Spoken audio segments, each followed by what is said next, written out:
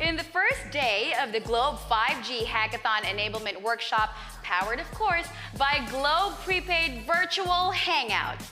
Now, I hope you all enjoyed your lunch, or better yet, you're tuned in while currently enjoying it in front of your screens. I totally welcome that. I've been there. Either way, we hope that you're all psyched to have an afternoon full of learning right here with us, okay? Now, earlier, Mikey scratched the surface of the possibilities. And by possibilities, I mean endless possibilities of 5G technology, while Cascado's Jared Reimer shared some insights on how to make it big as a startup, okay? So our next speaker echoes the importance of adapting to changes to fit the continuously shifting demands of customers.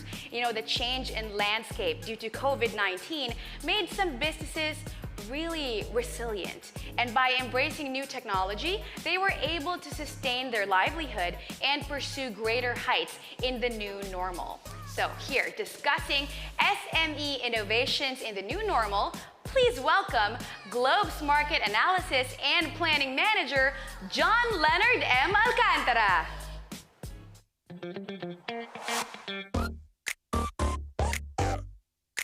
Good afternoon, everyone. Before I start, I would like to thank Globe's product management team for inviting the Small and Medium Business Group to be part of the Globe 5G Hackathon. I would also like to personally thank my mentor, Faye Cruz, the head of the strategy team of SG, for helping me prepare for today's talk on MSMEs in the new normal.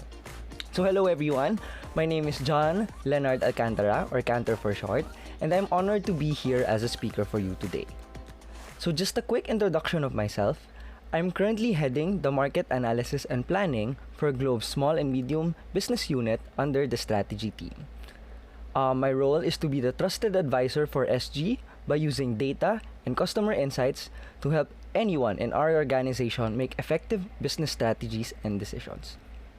In this presentation, I will be presenting to you a lot of different statistics and the stories behind them. Expect that at the end of this workshop or talk, you will have a deeper understanding on what the Philippine MSMEs are going through these trying times. Let me start by giving you a background about the Philippine MSME, or the Micro, Small, and Medium Enterprise. The figures here were taken from the census data of the Philippine Statistics Authority dated back to 2019. So this is actually the latest census data that they have and the official count we use for MSME up to this time. The MSME market is actually divided into three groups, mainly segmented based on employee size and asset value. First, we have the micro segment, which comprises the bulk of the MSME market in terms of count, and this is around 88.5%. But given the usual challenges experienced by a business, sustainability has always been a problem for this segment. The small segment are the businesses with around 10 to 99 employees, and this segment comprises around 11% of the total MSME market. And lastly, we have the medium segment, which are businesses who normally mimic the behavior of large enterprises.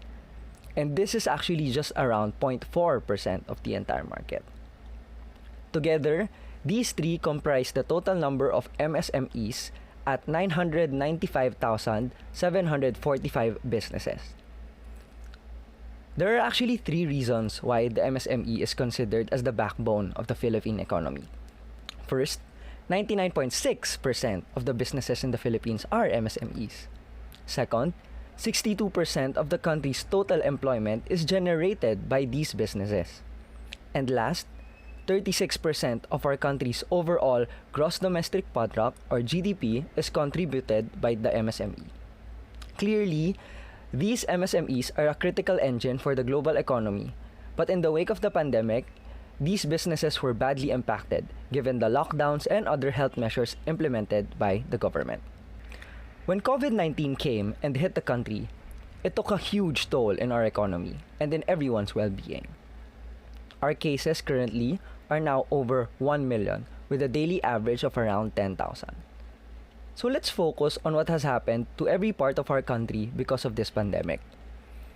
In terms of economic impact, our GDP has contracted by 8.3% due to the different factors such as imposed lockdowns, lower OFW remittances, weak growth across sectors, and lower consumer spending. ADB actually forecasted last year that they suggested that there's gonna be some sort of economic recovery by second half of 2021. But as of April 28, they slashed the growth forecast for the country's GDP to only 4.5% this year due to the uncertainties over the prolonged pandemic.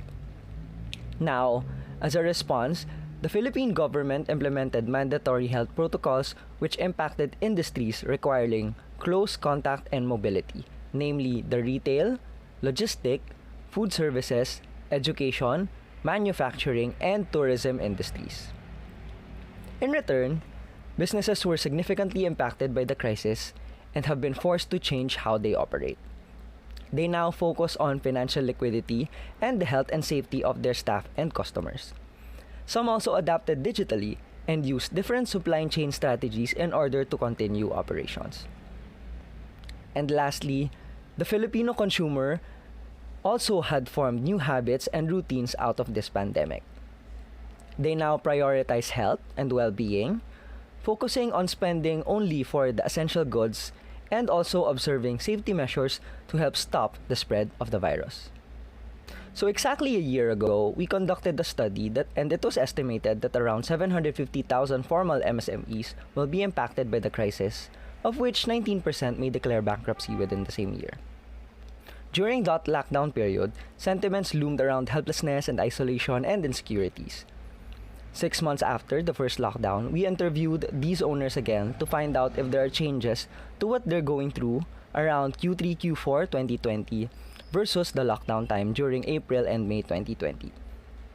We wanted to know their feelings, their mindsets, as well as the things that they are of value to them. So these are our findings. Our findings reveal that what the crisis did was really exacerbate the major challenges that already exist for the vulnerable MSMEs. We plotted these challenges qualitatively, of course, in terms of degree of impact to the MSME, as well as the difficulty for the owners to resolve them. What we found out was, apart from serious financial health, MSMEs are also very concerned right now about health and safety of their employees and customers. According to them, apart from the fact that majority of them do not offer medical benefits to their employees, they're also worried that this can greatly hamper their operations if anyone gets sick.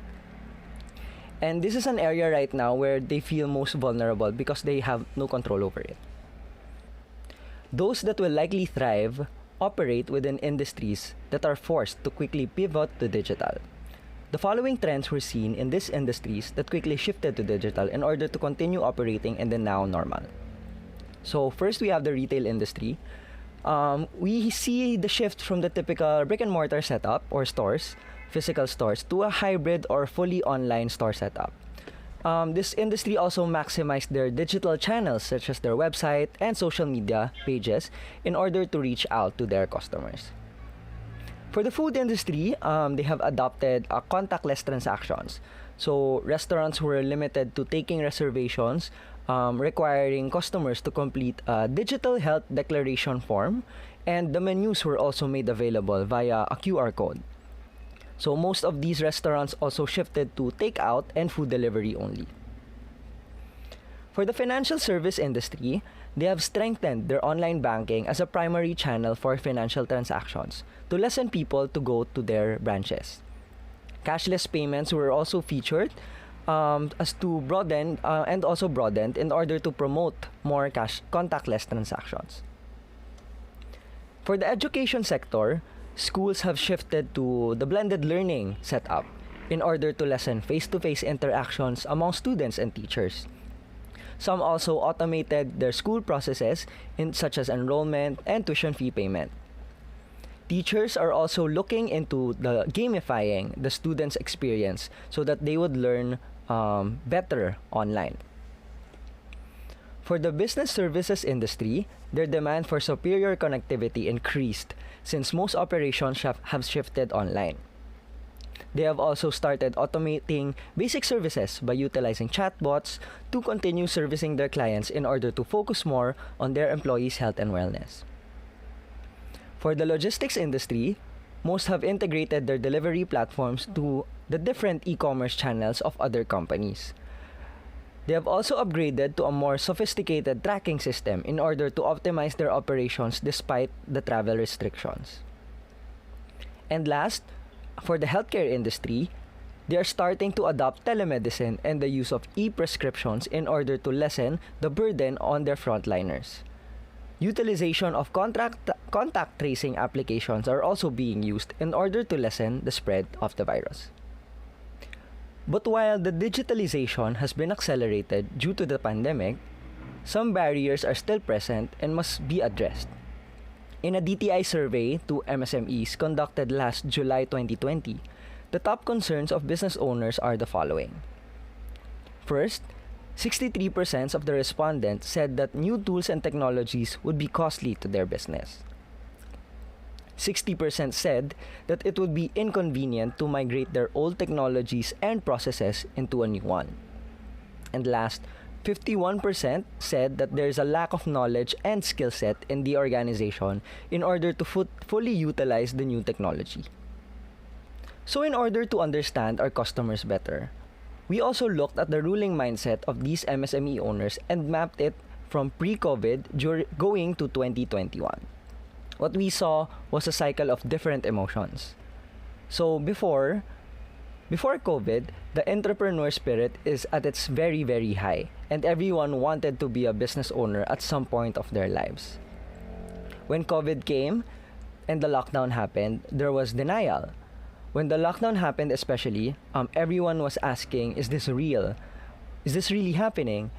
COVID-19 was already present in China as early as December 2019. But we didn't really take it seriously until such time that the lockdown happened. And during that time, MSME owners were looking for reassurance in terms of information and communication about the pandemic. By the time of post-ECQ, depression has taken over, and everyone was anxious as to when this would end. There was this sinking feeling that we might not be able to go back to the normal ways that we used to have. And as reality gradually set in, there was a lot of bargaining involved as to whether they should continue their businesses or not.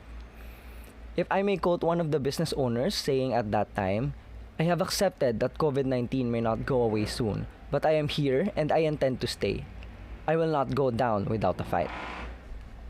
Coming 2021, the ruling mindset is cautious optimism.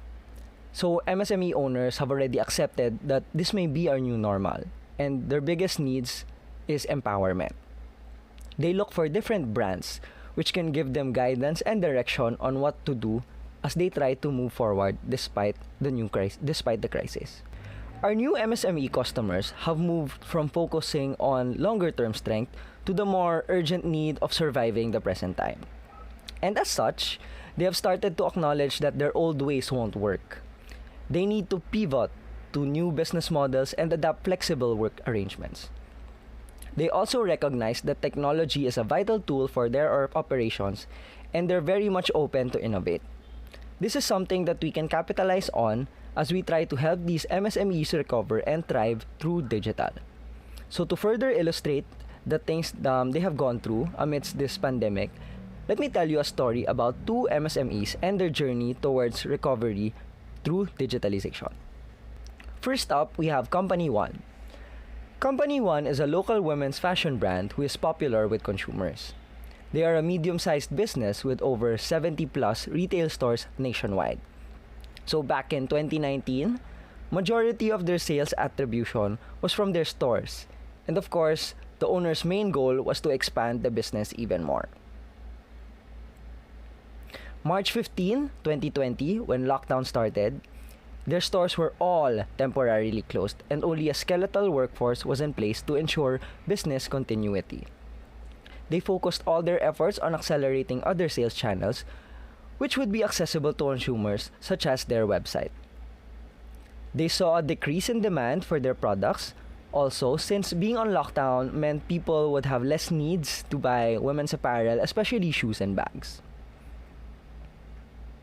Around Q3 of 2020, lockdowns were lifted and malls and other non-essentials can finally operate, but with strict protocols. they had to choose strategic retail stores to remain open, but the majority are still closed. Currently, bulk of their sales are now coming from their online stores or website, and this sudden growth entailed creating a team dedicated solely to their new emerging channel. And come 2021, the way they operate is different from before and are now focused on creating new relevant offerings to their customers in the new normal. They are also planning to grow their online presence by officially joining other marketplaces such as Lazada. So that's it for Company 1. Next up is Company 2. Company 2 is a private school in the Visayas region, which is classified as a small enterprise. They offer all levels of basic education and have some college grade programs. In 2019, their main focus was on expanding their course offerings and getting more enrollees. It was also during this time that they started to explore digitizing by adopting a learning management system to be used by the administration, faculty, and students. By March 2020, lockdown happened and all schools were mandated by DepEd and CHED to adopt blended learning. The academic calendar was greatly affected and they switched to a work-from-home setup for teachers and instructors while facing challenges with the number of enrollments. So just to share a recent figure, DepEd said that as of July 2020, a total of 1.2 million students have so far signed up for school openings on August 2020. But this is just 25% of the previous year's 4.4 million enrollees. And meanwhile, during the same time, over 300,000 students from private schools transferred to public schools during the pandemic due to having money problems. Q3, during ECQ, with the new academic year about to start, they have now adopted to blended learning. And even with the low turnout of students, they still had enrollees from all over the country. This was actually surprising because since blended learning is now new, they're not limited to having enrollees in the Visayas region only or area only. And now tuition fees also include support for connectivity, especially for the connection of students and the teachers. 2021. The school is now focused on making sure students' learning experience will not be affected by all these changes. They strictly follow all new educational guidelines released by DepEd and CHED, but are also requesting for more support from the government in order to keep the operations running. These two MSMEs are not the only one affected by the changes. The key takeaways I'd like to impart to you are: COVID-19 actually acted as a catalyst to accelerate the digital transformation of MSMEs, even for the digital laggards. And of course, majority will not go back to their traditional ways. It has also necessitated new behaviors which may lead to long-term shifts and put additional pressure on these MSMEs. As these MSMEs make serious efforts to adapt and make up for lost ground, they will increasingly turn to technology for help. MSMEs have already recognized the need for technology as a tool to invest for their business. And it is not a nice to have anymore, but an essential to ensure continuity of the business operation. So what are the opportunities we are seeing amidst this pandemic? We see that new routines centered around technology can yield opportunities which we can all capitalize on. Based on a recent study conducted by McKinsey, around 53% of Filipinos plan to continue with their lifestyle changes even after the pandemic. These new consumer behaviors will indeed change the way MSMEs do their business. Behaviors such as adaptation to cashless payments. So increased demand for mobile payments as businesses and consumers aim for contactless transactions, and it is seen to continue as quarantine measures remain. Online retailing, so buying habits for the consumer have changed and shifted to digital, boosting online shopping. With the advent of the pandemic and ECQ restrictions, e-commerce is on an upswing as seen in a 40% double-digit increase in the number of Filipinos shopping online, and a sizable number of online sellers now at the Lazada and Shopee platforms. Remote learning, since this was mandated, So the government push for remote learning has changed educational institutions everywhere, and they now look for innovative ways of learning. Schools responded by adopting tools and platforms for remote learning. This has also blurred the lines between home, school, work, office, and business. So we can see this in the case of Zoom. During the pandemic, they had a growth of around 20 times more participants on Zoom per month. So that's a lot. For telehealth, the demand intensified for proper medical services and support. So this resulted in greater interest in telemedicine. So nowadays, there are 10 times more subscribers over a period of 15 days for companies who offer these services. So people also go to telehealth now instead of going to the hospital in fear of catching illness from people who are sick in the hospitals. Clearly, our mission is to help empower these MSMEs as they try to recover and thrive through digital. A recent study we had with Infocom surveyed MSMEs and their plans on investing in digital solutions in the future. So around 33% of the respondent MSMEs anticipate a 50% increase in their ICT spending as an impact of this crisis. So Globe My Business's mission is to enable these MSMEs to operate in the new normal through our products and services to support the following needs of businesses today. As customer needs continue to shift, businesses become more reliant on connectivity and need products that can help them operate flexibly and continuously. For security and protection, the uncertainties brought about the COVID and ECQ has made SMEs recognize the need for additional security and protection, of course, for their businesses, employees, and customers. So examples are cybersecurity, My Business Trackers, and of course, Consulta MD. And lastly, customer reach. As more customers transact online, businesses need to be able to reach out and communicate with customers effectively. So sample products that can help them do this would be social media or Facebook ads, SMS API or marketing through SMS, reward API, and also Amber solutions. Through all these, how else can we help our MSMEs navigate through and beyond the crisis? So before the pandemic, we saw a trend where people invest their money on their experiences through traveling and recreational activities, especially for millennials. Once lockdown eases and vaccinations start rolling out, Filipinos would feel much safer, and we can expect this behavior to resurface again. We Filipinos are eager people, especially to experience traveling again, eating and drinking good food with friends, etc. This is actually already happening in other recovering countries across the globe. And being a tourism country, we have to leverage on this pent-up consumer demand. Financial help from different sectors will also help our MSMEs through this crisis and help our country's economy recover even more. And of course, as consumers, supporting our local businesses will ensure that they don't stop operations. Lastly, emerging technologies can help the very simple MSME optimize how they do business and ensure that they meet their profit margins. What we have seen is that COVID-19 will not dampen the Filipino entrepreneur spirit. In fact, the crisis created even more opportunities for businesses to become even more innovative. Facing external pressures, some businesses are stepping out of their routines and comfort zones to become creative problem solvers. Along the way, they rediscover that entrepreneur spirit of theirs. Some who have lost their jobs or have decreased income also resorted in making a home business. Some popular items such as ube cheese pandesal, sushi bake, frozen goods such as wagyu steak, and other baked confectionaries. So I'll just do a quick plug on some of the businesses of my colleagues or my friends. So we have here, first is Baked by Macho. So this was actually a business of my friend's brother. So my friend's brother is a chef. He has 2 restaurants, but they're currently only taking takeout orders, I think.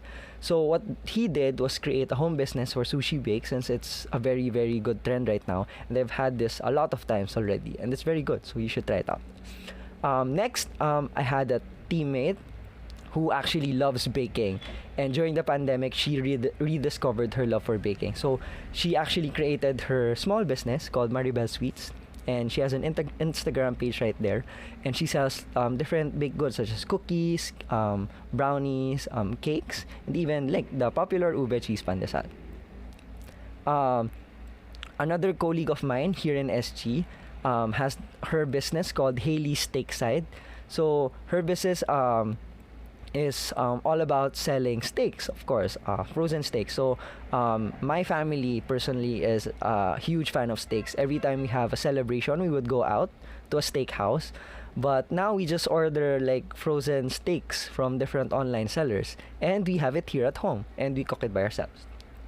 And last, this Butterboy Ph. This was actually recommended by a friend of mine who loves bread. I love croissants, so I tried it out. I saw it on his Instagram page, and I decided to order for myself. So Butterboy PH has an Instagram page and a website where you can order. Just input your order, pay via credit card or contactless like GCash or PayMaya, and then next thing you'll know, you have bread delivered to your doorstep. So that's really great. So in the end of 2020, according to DTI, there are around 88,000 new online businesses that was registered. So that's really amazing. You can see that the Filipino businessmen and women are here to stay. And I actually quote DTI Secretary Ramon Lopez in an interview he had with Enquirer. So he said, and I quote, "Amidst the pandemic, there are still many opportunities we can find and discover. In fact, now the pandemic in 2020, the newly registered businesses increased to 900,000 as of December 17, 2020. So this is the highest growth rate of around 41% since 2010. So imagine, the pandemic really thrived the number of businesses and the number of MSMEs right there. So what does all of this mean to the SME sector? These new consumer behaviors will definitely affect the MSME sector in the future. And these new behaviors will be embedded already. This will not change. We don't see anything going back to how they were before the pandemic. Some have been forced to accelerate digitally, especially in adapting new practices. So most are now open to investing in technological advancements in order to help their business operate. And lastly, technology is there to help the MSME survive and thrive during this pandemic. So as you join the 5G hackathon, think also about the MSME and the different industries. Are these innovations enough to help them ride out this pandemic? How can 5G help them innovate even more?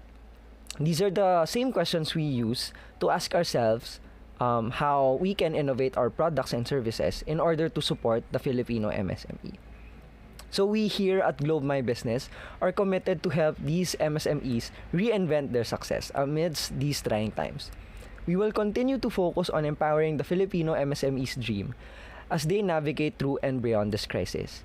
And while there may be a lot of uncertainties right now, we are hopeful that the MSMEs will still emerge as winners in the future.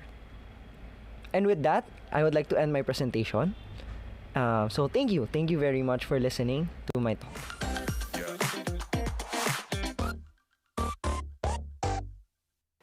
Thank you very much, John Leonard. Now, you guys, a lot of businesses really adapted to the new normal by, digitally transforming their businesses, right?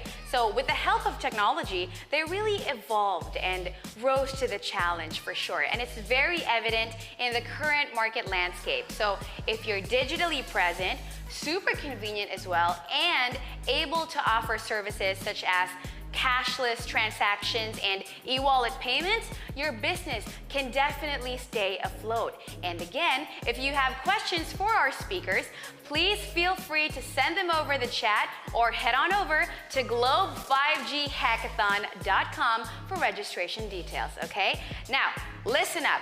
I post a challenge for all Globe 5G Hackathon participants. This is the question: how can your idea and product support SMEs in our country? Did you get that? Do you think you have an answer to that?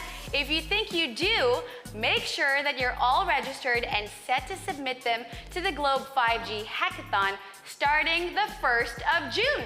That's right, June 1, everybody. So your idea submission should be concise for sure. It should be concise, but informative, okay?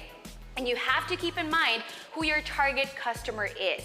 What's the problem you're solving and how your solution can solve it using 5G and other new technologies that it enables, okay? So we are looking at probably hundreds of submissions from all over the country. So if your idea gets chosen, you have the very unique opportunity to be trained and mentored by tech leaders and industry visionaries. That's so cool, definitely a once-in-a-lifetime opportunity. So guys, here's how your idea will be judged. We have the criteria of judging. So for the first one, we have the uniqueness, okay? Meaning there's no similar ideas currently being executed and is different from any existing practices. That's at 15%. Next up, we have social impact and usefulness. That's at 30%. And then we have insight or factual basis and key understanding of the user problem. That's at 25%. And last but not the least, potential market adoption or feasibility of the idea and public interest. That is at 30%. Okay, now chosen participants will have the following amazing perks. I am talking about exclusive mentorship from Globe and other tech partners. You'll also get in-depth workshops to further enhance and build your ideas, of course, and you get to experience developing using 5G technology. Of course, you also get a chance to be a part of Venture Builders program of 917 Ventures. And last but not the least, so excited about this, a chance to win the 500,000 peso cash pool. Yes, so exciting. So guys, take note of the valuable insights from today's speakers, okay? Because that might help you zero in on that winning idea, okay? So right now, we'll be taking another short break, so don't go anywhere unless, you know, it's to develop your submission. So for everyone watching us on YouTube, we also encourage all of you guys to register at www.globe5ghackathon.com to enjoy the full hackathon experience at the 5G Hackathon HQ.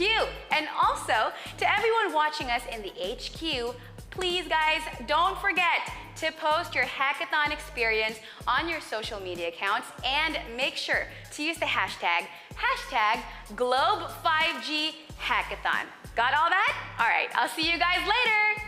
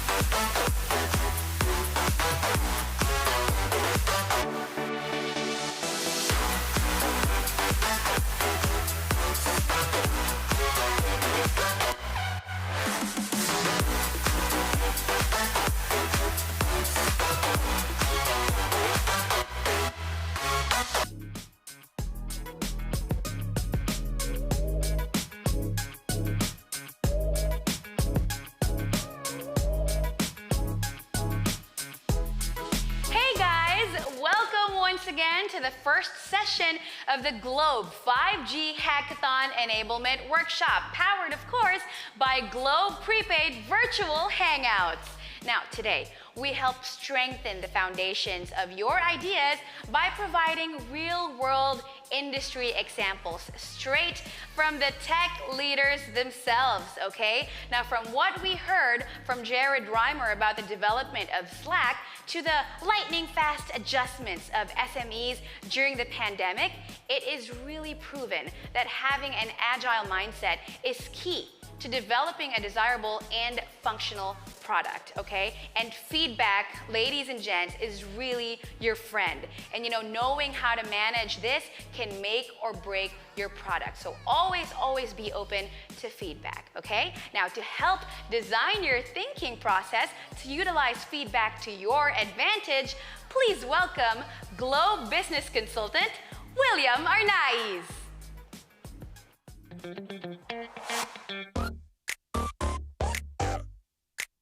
Wonderful day to everyone, and welcome to Globe 5G Hackathon Enablement Session. My name is William Arnaiz, and together with me, Basilio Carpio, we are from the business consulting team of the Enterprise Group, and we are your facilitators in the next 2 hours for our design thinking primer. So let us begin. Given this new reality, design thinking has become more important than ever. The simplest way to define design thinking is enlightened trial and error. If you were to break down that phrase, enlightened refers to being inspired and motivated by a deeper understanding of your customer, while trial and error refers to a series of experiments that you conduct based on the insights that are drawn from the empathy work you do around your customers' experiences. Another way to define design thinking is referring to it as a methodology that makes you more creatively confident. What do you mean by creative confidence? Simply put, it is the ability to imagine a better world and having the courage to act on it. Think of this way. As a 5-year-old, how many creative things do you think we do in a day on average? The answer is 65. Now, as a 45-year-old, how many creative things do you think in a day we do? It's 2. So how did we get from 65 to 2? It turns out that the way our schools are set up, the way our organizations and workplaces are set up, they encourage us to opt out from our creativity. And take note, creativity is the #1 soft skill needed for today's workplace. Another way to define design thinking is that it builds intuition and practice around adaptability. Design thinking allows us to rapidly adapt to the changing world by keeping us centered on our customers, on people. In case you're wondering as well, adaptability is a #4 soft skill listed on the same survey done by LinkedIn. #4. Now, design thinking has 2 main phases: problem discovery and problem solving. And each of these phases has 2 practices. For problem discovery, we have discover and interpret. For problem solving, we have ideate and experiment. Now, discover is all about gathering inspiration by engaging your customers. Interpret is all about making sense of the data that you gathered, then crafting insights around these. From these insights, we make it actionable by turning them into design challenges, or sometimes we call it the how might we statement. Ideate is about being generative and coming up with lots of ideas around these challenge statements or problem statements that we have reached. Remember the HMW. And lastly, experiment is about building prototypes of the best ideas we chose from our ideation and testing it with our real customers to get their feedback about our solution. Now, design thinking has innovation loop or uses the innovation loop framework, and this will guide us in the design thinking process. It is taught linearly, meaning from discover to interpret to ideate and experiment. But in reality, it is applied non-linearly. So as we experiment, we actually gain more empathy, which leads to more insights, which helps us assess whether the questions we came up with are the questions worth asking or not. Therefore, this back and forth allows us to reframe the challenges we are faced with and open up more possibilities for innovation to take place. Now, design thinking has three lenses, right? Human-centered design is uniquely situated to arrive at solutions that are desirable, feasible, and viable. By starting with humans, their hopes, their fears, and needs, we quickly uncover what's most desirable. But that's the only one lens, though, which we look at our solutions.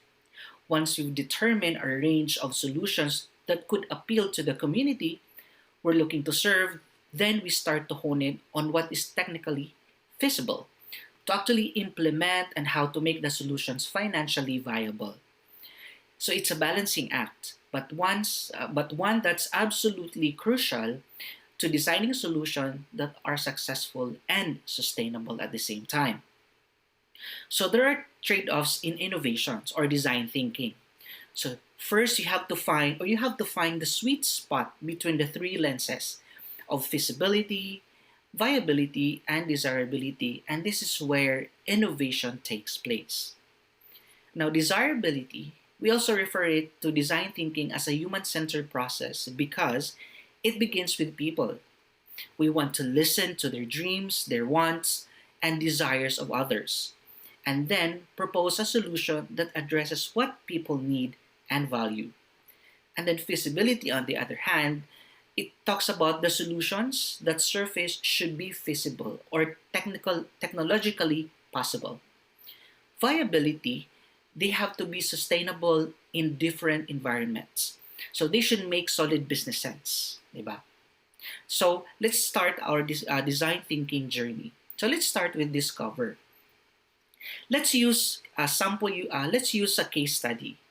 So we have here the Pillpack, and the challenge statement here for Pillpack is, how might we reimagine the pharmacy experience for patients, right? So by asking that challenge statement, we can come up with lots of ideas. Let us say, for example, you can create or you can build a mobile app, right?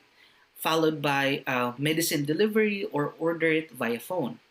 So having those kind of initial options for your solution to address the challenge statement, you're not focusing on one particular solution.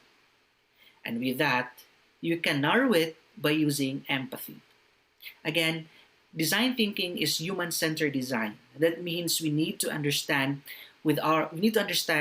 our users or our customers and what they are going through. So our case study here, Pillpack, it all started from a group of design students who randomly selected a particular pharmacy for them to immerse, engage, and have conversation with customers. So they did their conversations, their immersions, and observations inside that pharmacy. So they took pictures and noted all surprising moments that they uncovered during their immersions. So para silang investigators, right? So in our case here for 5G Hackathon, for sure all of the teams here already have an idea or a solution in mind. And in order for you to get that desirability of that particular solution, then you have to go where your customers are. You have to observe, right? Now in our case study, this is what they gathered. Okay, these are their data. So few of the data. First is we heard dealing with medications and pharmacy is often worse than the ailment, right?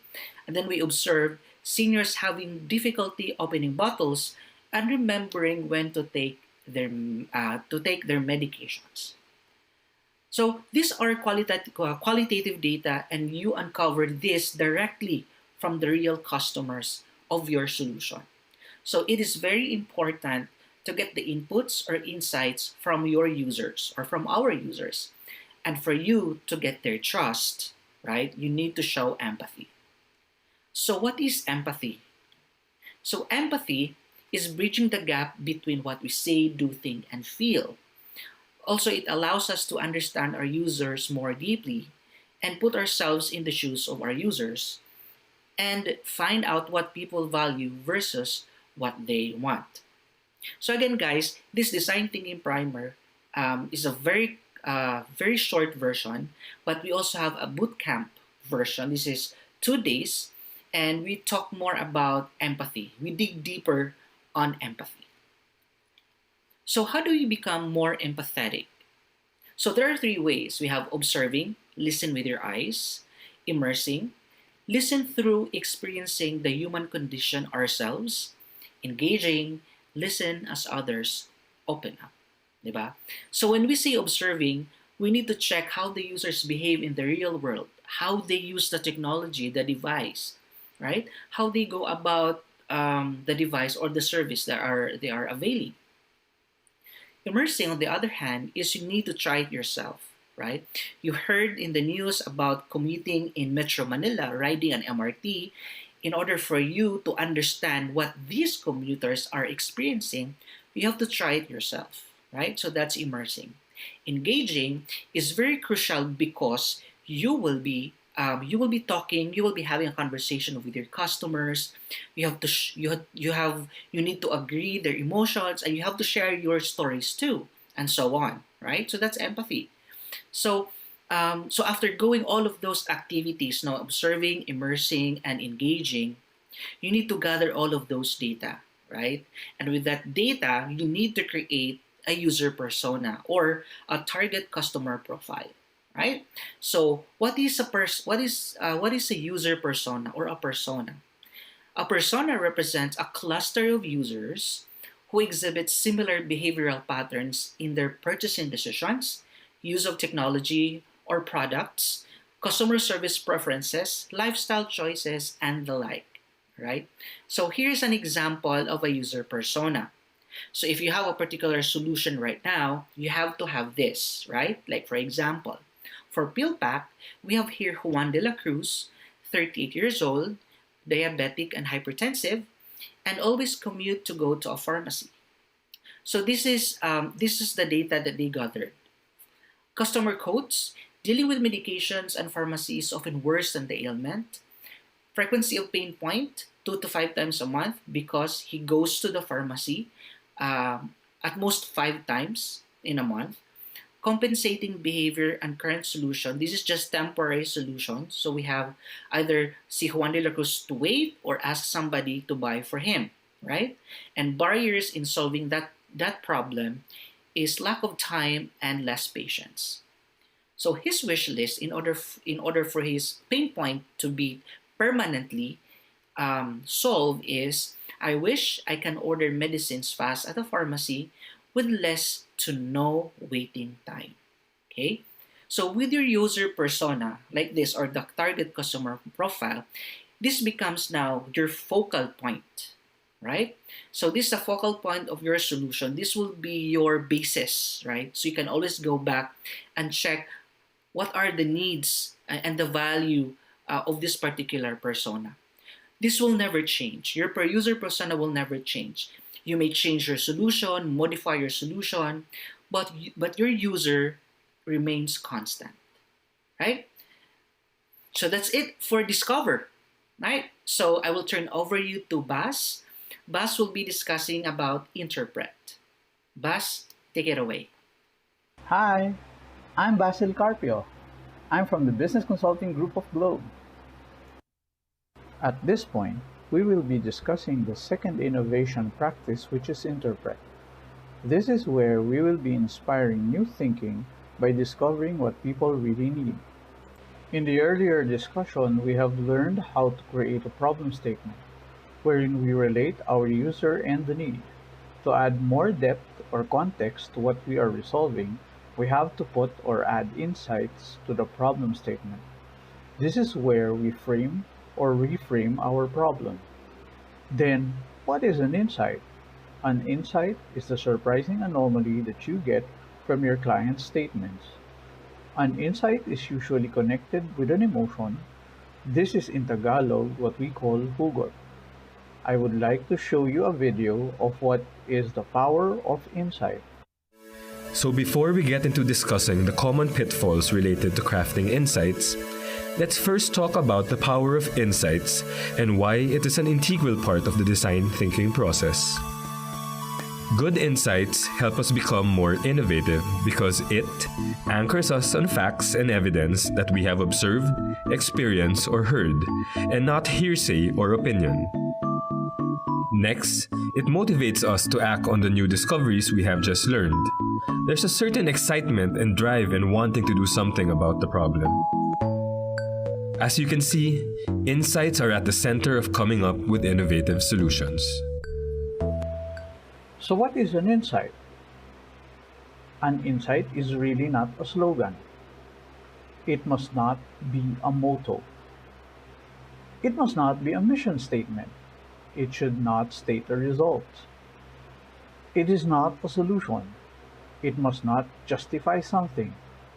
So the real definition of insight is, it should be authentic, original, and factual. It should be non-obvious. It is something you will not discover if you have not touched base with your client. It is revealing. It inspires you to act immediately on the problem. So here is a sample case. It speaks about the customer and the need. Of course, it involves the insight. It is the fact that dealing with pharmacies is troublesome, and it feels like it is worse than the ailment. So, by gathering what you got from your customer, which is what you heard, and adding what you have observed, you may wonder if this means, and then put the insight. Now let us look at how a genius thinks about solving problems. This is from Albert Einstein, and I quote, "If I had an hour to solve a problem and my life depended on the solution, I would spend the first 55 minutes determining the proper question to ask. For once I know the proper question, I could solve the problem in less than 5 minutes." Which means that you have to spend more time in determining the right problem, because once you know, it is easier to think about the solution. Earlier, there was a mention of how to create ideas or innovations using your imagination. Also remember that there was a mention of asking a generic question gets you a generic answer. Look at this video on how it demonstrates it. Let's pretend that you are a designer and I am your client. As your client, I asked you, can you build me a bridge to span this canyon? Any suggestions? Now, as a designer, you would start suggesting things like, we can do a wooden bridge or a steel bridge. Perhaps we can explore a rope bridge as well. A good start, but the answers are not really that creative or unique. Now, if we change the challenge statement to, how might we reimagine getting from point A to point B? You would probably say things like zipline, hot air balloon, catapult, boat, helicopter. If you notice, just by changing the way we express the challenge statement, it instantly led to more diverse and creative ideas. The statement still solves the same objective of getting over the canyon, but because we reframed the question, it led to new, more creative answers. So from the video, it showed you how to limit your imagination by specifically stating what he has in mind. That is being generative. But when he reframed the question, it opened up a more diverse perspective. In design thinking, we have a technique that helps you to have an enlightened or guided imagination. We call it the How Might We technique. This is a technique that helps us create a good challenge or problem statement. The HMW statements should be created with 3 criteria in mind. It should be optimistic, it should be solution-oriented, and it should be collaborative. Watch this video to understand what I mean. When we invite people to brainstorm with us, we create How Might We questions. We do this so often, we have to shorten it.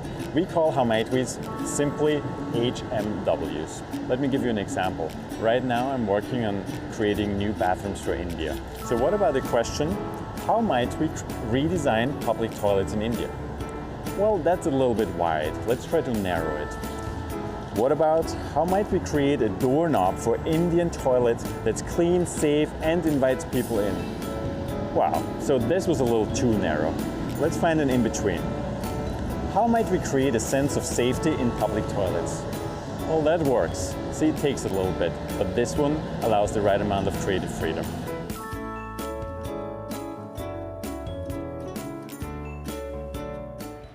So when creating your HMW statements, you have to start with a solid insight.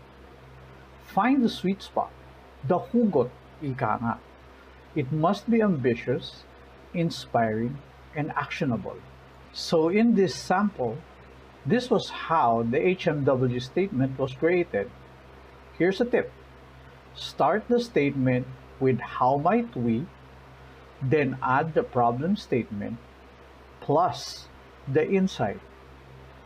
You can rephrase it to sound more appealing. So here is how the pharmacy HMW statement came about. It started with the facts, then the problem statement with the insight, then the HMW. So that is how we interpret the problem in design thinking. Thank you, Bas.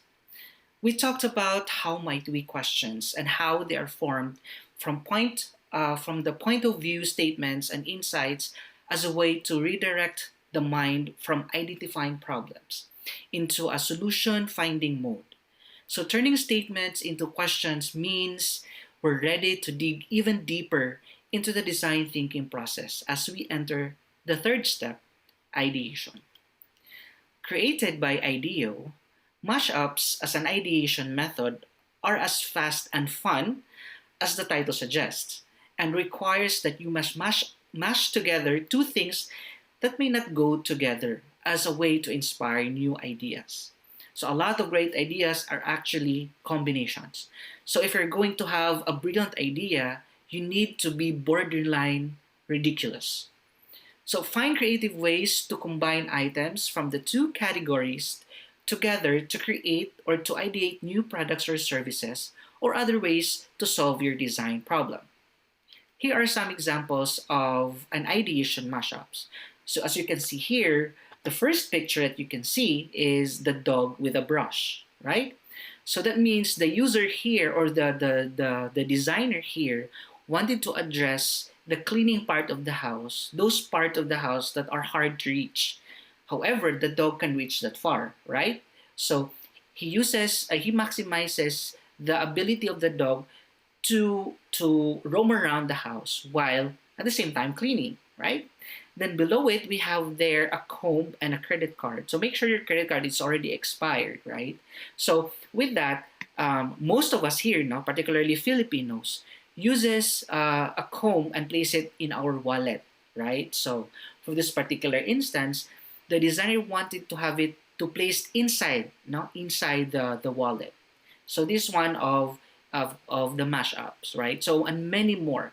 So you can use mashups as part of your ideation. So here's an example for Pillpack, right? So this is actually the activity. So on the first column, you have their technology, right? So list down all the elements that refers to technology. Let's say, for example, we have cloud, data, mobile, applications, artificial intelligence, robots, GPS, RPA, sensors, and Bluetooth, right? So all of those elements refers to technology. Now on the second column, we have their pharmacy experience or just pharmacy, right? This second column should be your how might we statements. So with that category for pharmacy or pharmacy experience, you have to list down all the elements that describe a pharmacy or a pharmacy experience. So example, we have pills or medicines, mini-mart, patients, medical equipment, pharmacist, packs of goods, prescription, doctor, vitamins, and fast. And then you have to mash up column 1 and column 2, right? Either way, you can do it. So here are some example of the result of mashups. So we have Cloud Pill, we also have AR Pharmacist, Mobile Pill, Dr. Bluetooth, Patient App, Bot Doctor, Mobile Prescription, Mobile Doctor, RPA Meds, or Patient Club. Now, as you can see here, right, you already have some ideas. You already have a solution how to address your challenge statement, right? How might we reimagine a pharmacy experience that are straightforward for patients? So if you come to think of it, some of the solution already here on the mashup results. You just have to fine tune it as we move along, right? So ideation is all about being generative. So my advice to you is don't go with the norms, go out of your comfort zone and develop a unique solution, okay? And ideation is also quantity, not quality. And the wilder, the better.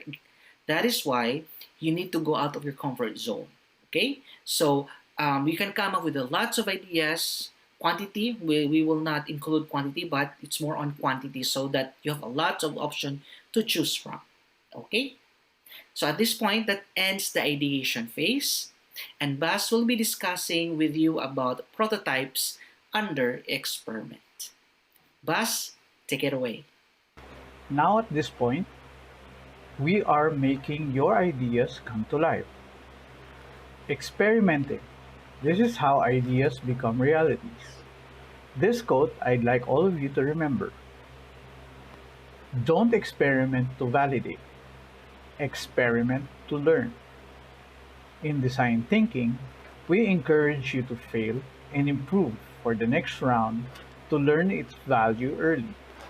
Watch this video about prototyping. You should remember, it should not be expensive. It is best to experience and adjust early. Remember the 3 types of prototyping. When we say prototype, you might think of concept cars or elaborate models. But what if we told you that a prototype could be anything? A classroom chair built out of sticky notes, an office space that encourages collaboration, the inner workings of a company, anything. Prototyping is really just about painting a picture of what the future might be and getting it into a form that makes it easy to show others so they can provide feedback. So one of the things I think we do that's really different from the old days, me being an old guy, is what we call a bias towards action. So I think we would spend a lot of time planning. You can imagine smart people sitting around a table, all pontificating about what they think is going to happen or what we ought to do.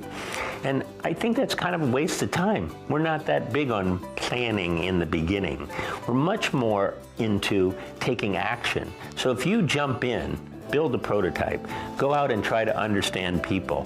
Whatever it is where you're getting real information about what people care about, what's meaningful for them, or looking for latent needs that they have that we don't know about. This is all super high bandwidth information that we can use with respect to coming up with breakthrough ideas. But it requires you to be out there, take some action. One of the important parts of building prototypes is that you're showing them to other people to get their feedback, to get their ideas, for them to tell you what's wrong with it so you can fix it in the next round. Prototypes should be props that help you tell a story. They bring ideas to life and allow people to imagine a future with your idea in it. But not everyone will understand or like your future. That's okay. David talks about strong feelings loosely held. In other words, you want to feel excited about your prototypes, but don't get too attached to a particular design at this stage. People may critique your idea, and that's totally fine. That's actually the whole point. Additional perspectives can help you push a concept from good to brilliant. Here are a few different kinds of prototypes to give you a sense of how they help us learn. Meet the Aerobee football. It's been selling for decades. We originally wanted to build a football that could stand on its own. Clever, right? But then we tested it with kids and found out that clever doesn't always equal fun. It was lame. So we scrapped that idea and started experimenting with wings. While tossing the football across the studio, these wings helped create a perfect spiral. And eureka, we had it! The Aerobee football. We went for low-level fidelity with early prototyping. We learned with our hands by doing, and we shared it early with kids. It's important to quickly build something so you can learn from mistakes and make it better. Don't worry if it's messy. Messy sometimes leads to the perfect spiral. Here's an example of a digital prototype, which you'll see was super low-tech. To give some context, we were making an app with Sesame Street called Monster Maker. We needed to show our idea quickly and inexpensively. Cue music. So this is possible dance moves for Monster Maker. So music starts, and I'm the player, so I come in and I touch the monster, and he gives me a special dance move. I go and touch again, and he does a different one. And it can go for as long as I want. It has a few signature moves. And when I've had enough and I'm done dancing, I push the back button, and it pauses and the music stops. Monster Maker. Cool! That's all I can. That's all I can. Now Monster Maker is an award-winning and successful digital toy, which is super fun to play. You can also prototype an experience. Check it out. We were designing seating for an airline and needed to find efficient ways to utilize the space, making sure there was enough room for a great night's sleep. How did we go about it? We built the inside of a plane out of cardboard. Nothing fancy. We just needed to visualize the space we had to work with. Then we took chairs and pretended they were the seats and beds of an airplane. We laid down in the space and on the chairs in different arrangements to understand how close was too close. One of our favorite ideas was the bunk bed. But after quickly prototyping it, we realized that it actually felt kind of creepy. That's why we prototype early and rapidly. If one idea doesn't work, no problem, on to the next. These same methods of mocking up space through roleplay has informed experiences in retail environments, hotels, and the home. Let's reflect back. Prototyping is about bringing something to life. It's about designing the future and scaling beyond physical models. They might be spaces, experiences, or even mobile phones that showcase dancing monsters. What idea of the future do you want to bring to life? Some tips in experimenting. Stop planning. Prototype to put it out in the world. It should not be perfect. Fail early, fail fast, increase success. I will share with you a technique that we do to digitally prototype. We call it idea in a slide. This template is the summation of all that we have discussed earlier. Question 1 to question 8 in the template are the guide questions in making your prototype in its business case. The next template is the user experience template. This is how you make your idea come to life. Do you remember the pharmacy problem earlier? Here is now the solution that was derived from it. Watch the video. Pillpack is a new kind of pharmacy. We package your medication and deliver it directly to your door. All you have to do is tear and take your next dose. Managing your medication has never been easier. Here's how it works. Each month, we'll sort your meds, including any vitamins and OTCs, into easy-to-open packets. Need other items like inhalers, creams, or testing supplies? We can send those too. We'll work directly with your doctors and insurance to resolve any issues. We'll adjust your medication if your prescriptions change, and we'll automatically handle all of your refills so you never have to worry. If you have questions or need to make an update, our pharmacists are available 24/7. Getting started is easy. You'll need your insurance information and a list of current medications. From there, we'll handle the rest. We'll verify your account and transfer your prescriptions to our pharmacy. You'll receive your first package in just a few weeks. Now, you'll never sort your pills, never stand in line at a pharmacy, and never miss your medication again. It's your medication made easy. So now you have completed your design thinking cycle. Some tips I'd like to share.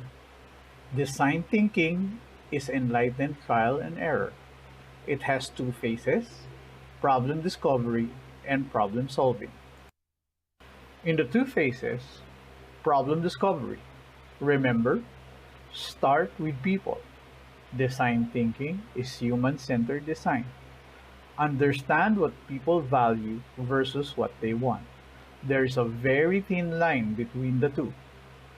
If your problem statement is generic, reframe it by adding user context or insight. In the problem-solving stage, remember, prototype to learn the value of your idea early. Experiment to learn. Get feedbacks to improve. We can design everything for impact. Always remember this: fluency in frequency. As you do it more often, the better you become. So with this, thank you so much for listening to us today.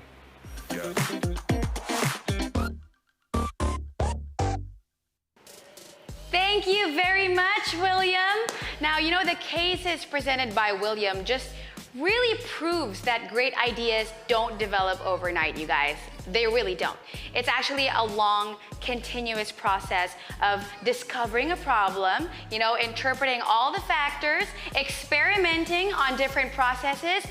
You got ideation, you got your feedback, revision, and then repeat as many times as possible until a fit and feasible solution becomes available. So it's really trial and error, okay? And if you have any clarifications or questions about William's presentation, please feel free to send them over the chat, or if you're watching us on YouTube, please visit www.globe5ghackathon.com to register, okay? So you still have enough time, a lot of time actually, to iron out the details of your ideas, because like I said earlier, submissions will be open on June 1, okay? Again, June 1, people. And all registered participants will receive further information via email regarding their entries. So make sure that you stay tuned for that, okay? But of course, take this time to work on the details of your submission, okay? And you know, some questions that you might want to ask yourself are, let's say, what is the problem I want to solve, right? Or who will benefit from this? And you know, are there existing solutions? And how will I bring different and more effective results? Right? So those are the questions that you really want to answer yourself. And again, keep it short and impactful, okay? Concise is the key. It's never too early to really make an impression, because if you are one of the top 30 teams, you will get to pitch your idea after being mentored by industry experts. That is so cool, you guys. And aside from having the opportunity to pitch your idea, you can also have exclusive mentorship from Globe and other tech partners. You can also get in-depth workshops, you know, to further enhance and build your ideas. And of course, you get to experience developing using 5G technology. You also get a chance to be a part of Venture Builders program of 917 Ventures.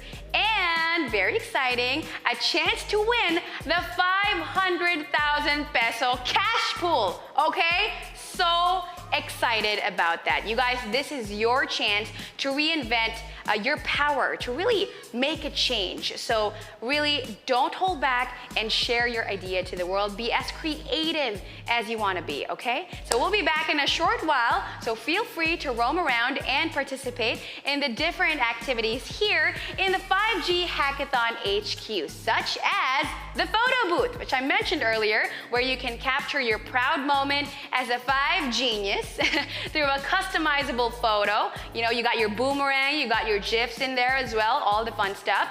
Or you can also share your thoughts about the competition in the time capsule.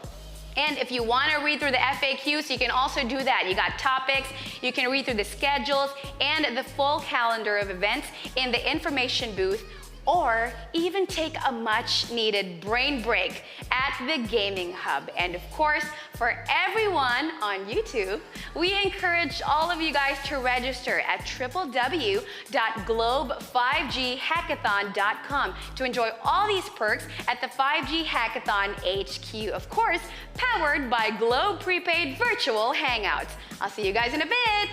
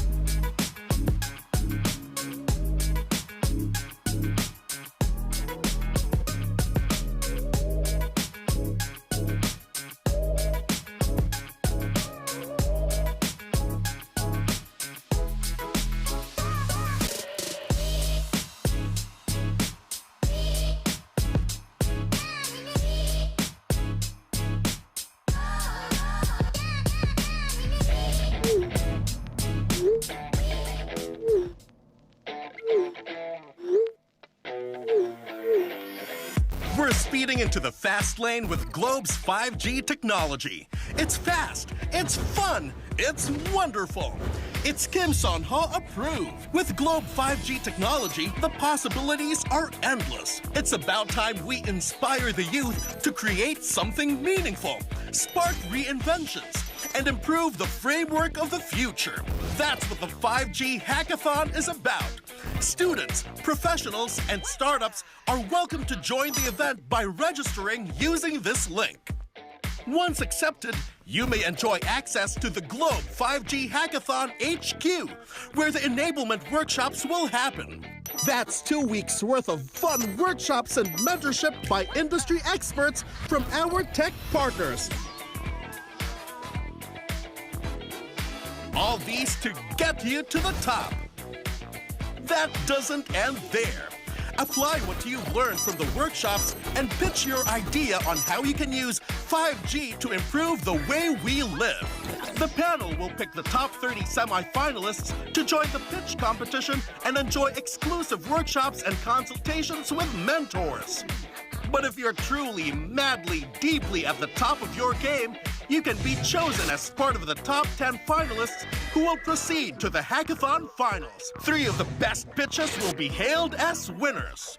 What's in it for you? Well, over 500,000 pesos worth of prizes will be given away, plus a chance to be part of the Venture Builders program of 917's Venture Velocity and work directly with Globe 5G Acceleration Lab.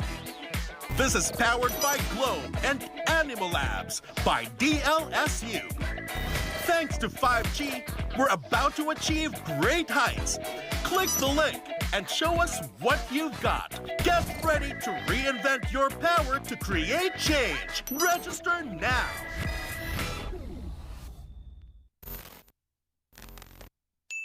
Do you want to make a difference and reinvent your world?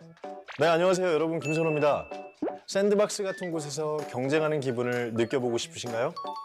그렇다면 글로브 5G 해카톤에서 진행하는 워크숍과 멘토십을 통해 5G 활용 방법을 만들어보고 여러분의 친구, 동료들과 팀을 만들어서 디지털 시대 속 필리핀의 새롭고 흥미로운 가능성을 열어보세요. Follow your dream. Register now.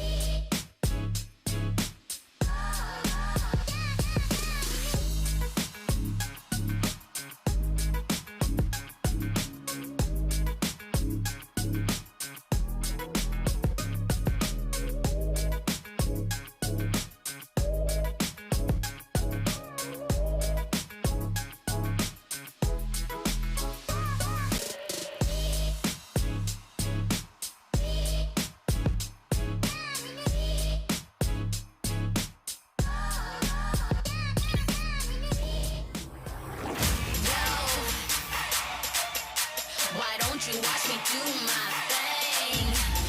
Reinvent and show the world, yeah. Choose to be more, choose to be better, choose to evolve, choose to evolve, choose to be more, choose to be better, choose to evolve, choose to evolve. Every time the world spins round, reinvent 360. Thinking you gon' mess up your thing, yeah. Show the whole world, reinvent. Nobody should know stand is strong.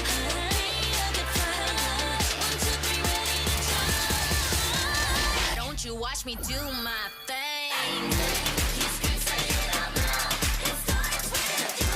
Take it to the next level with Globe's fiber, LTE advanced, and 5G mobile connection. Now you have the power to reinvent your world. Globe.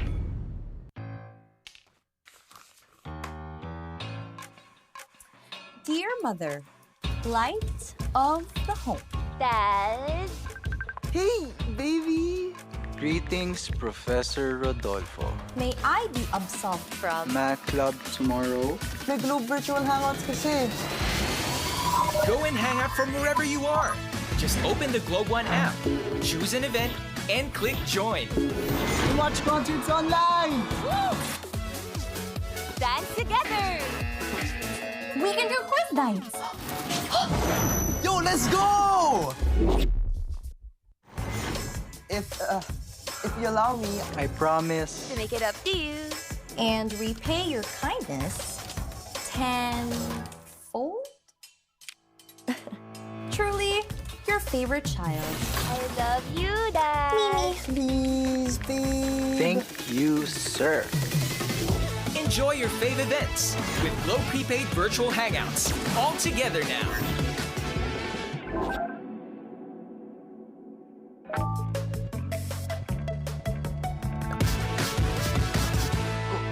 Yes!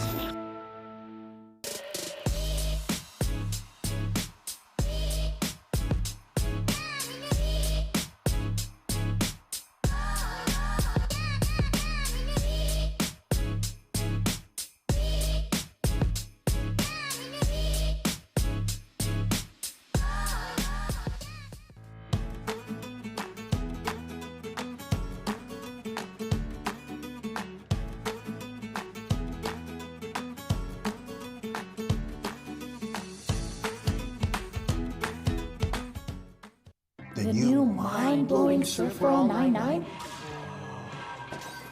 9 gig? All sites? For all devices? Shareable with up to 4 people? Like my fam? Anywhere they are?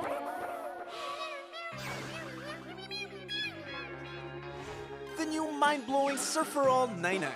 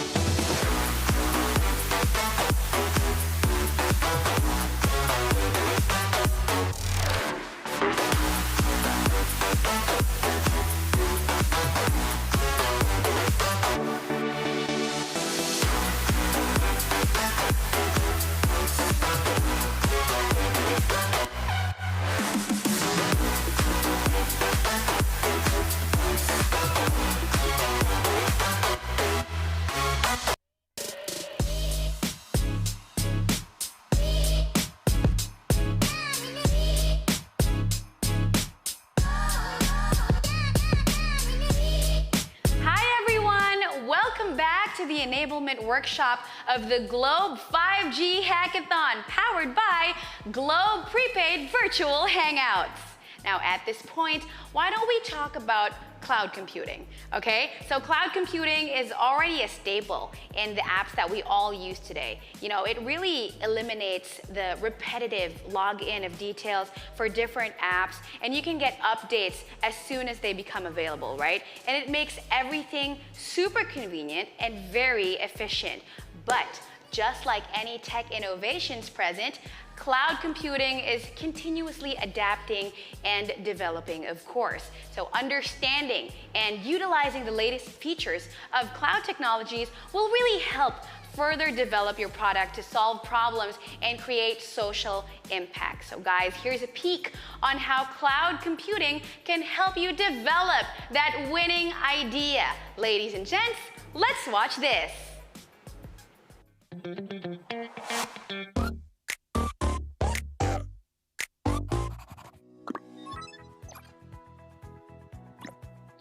Good day, Kaglobe.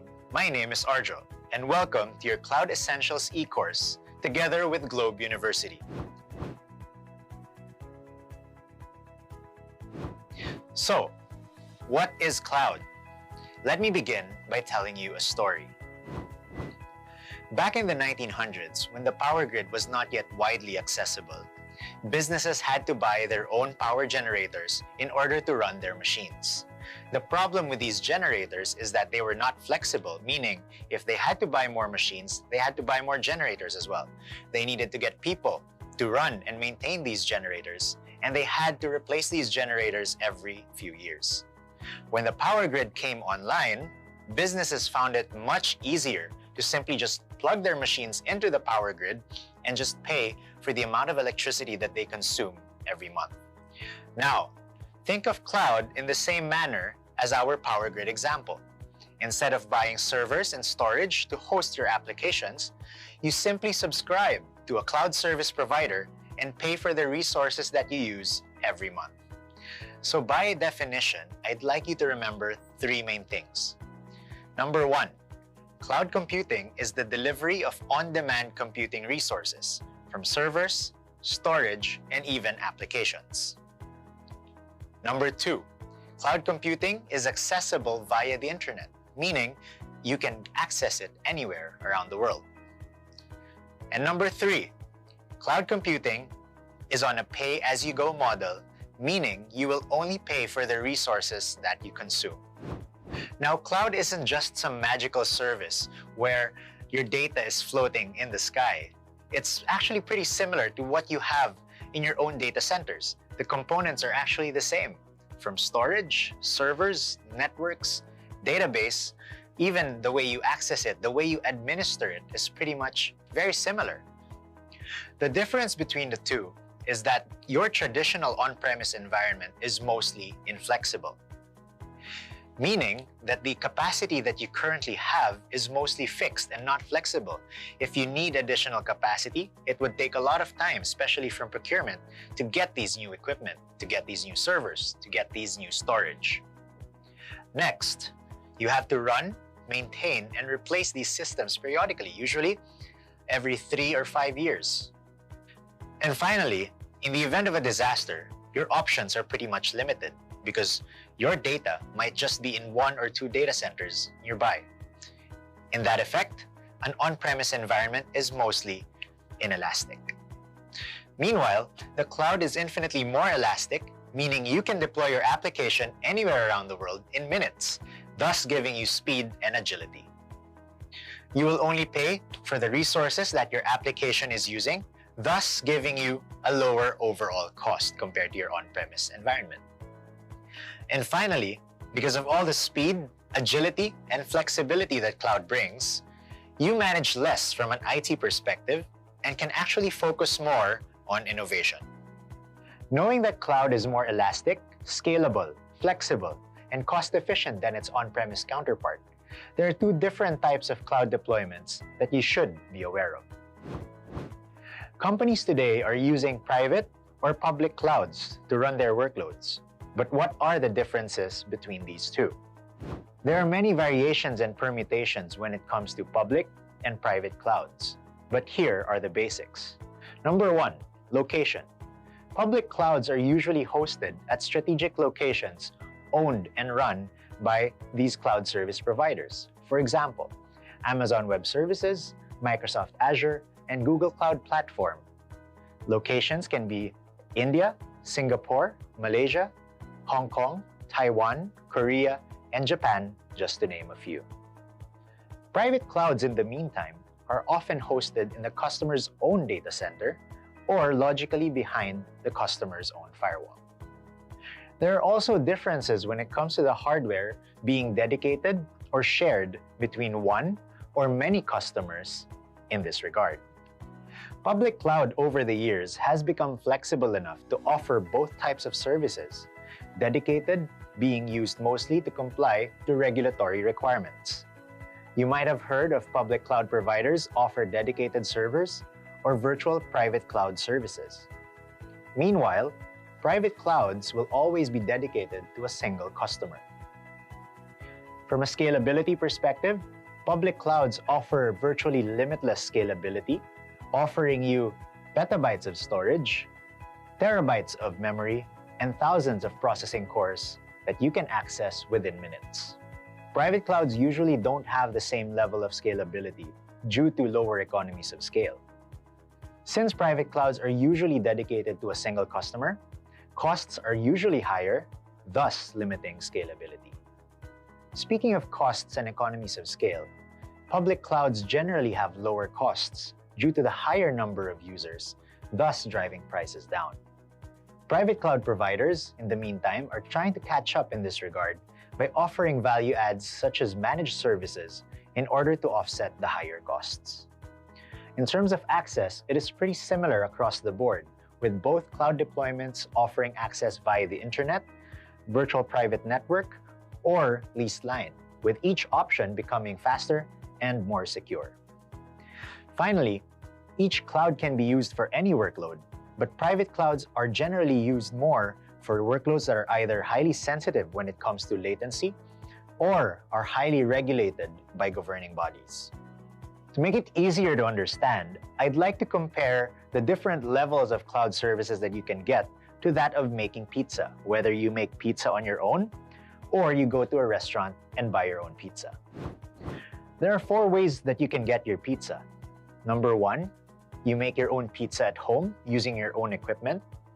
Number 2, you cook your own pizza in a communal kitchen or a shared kitchen. Number 3, you can go into a restaurant but make your own pizza samgyeopsal style. Or number 4, you go into that same restaurant and you just order the pizza and it will be brought to you ready-made and cooked. To correlate all of this into all the different types of cloud services available, think of each of the components needed to make the pizza as a representation of an IT component that you would like your service provider to manage for you. The kitchen represents your data center. The gas line connecting to the kitchen represents your network. And finally, the oven represents your storage, your servers, and your virtualization. Managing everything yourself is similar to making your pizza in-house or making your pizza on your own. But having your service provider or your favorite cloud service provider for that matter manage everything for you is what we would call infrastructure as a service. Some of the examples of infrastructure as a service that you might be familiar with or might have heard of somewhere can be AWS EC2 or Elastic Compute Cloud, Google's Compute Engine, or Azure's Virtual Machine by Microsoft. Now, if you want your provider to manage more, such as your operating system, middleware such as databases, or even runtime such as .NET or Java, all you have to do is loading your application onto that platform and the cloud provider worries everything from the OS down. That is called platform as a service. Familiar examples may be Amazon's RDS, Relational Database Service, and many others. Finally, if you want the provider to manage everything for you, meaning the whole stack, then we are talking about software as a service. This is like you ordering your own pizza. This is you ordering your own application. You just have to worry about using it, the number of users that you would want to use, who would want to use the application, and how many licenses you would like to get. Familiar examples may be Google's G Suite, Microsoft's Office 365, Salesforce.com, and even some familiar applications that you're using on a day-to-day basis, such as Uber, Grab, and even Instagram. So, that's it for today. Let's do a quick recap of what we've learned.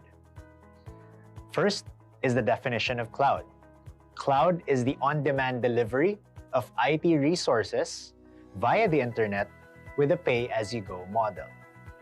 Then we learned about the different types of cloud deployments, public and private, each with their own differences.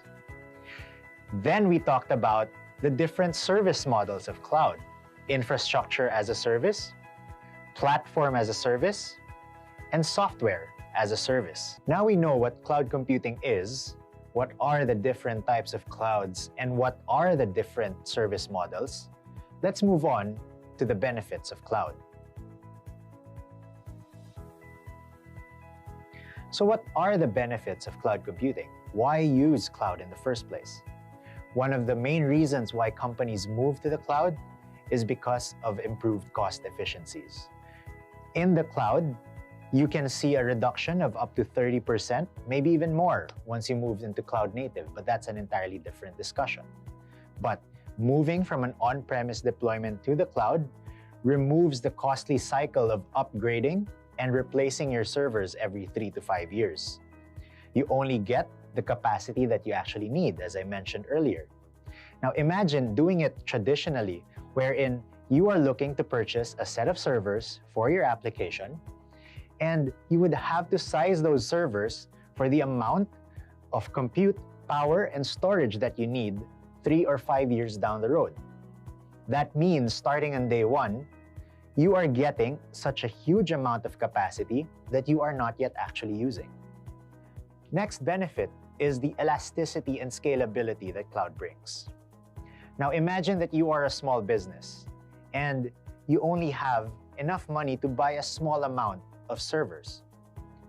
Now your business has a promo or a limited time sale wherein hundreds, maybe even thousands of customers go to your store, online store, and order your products.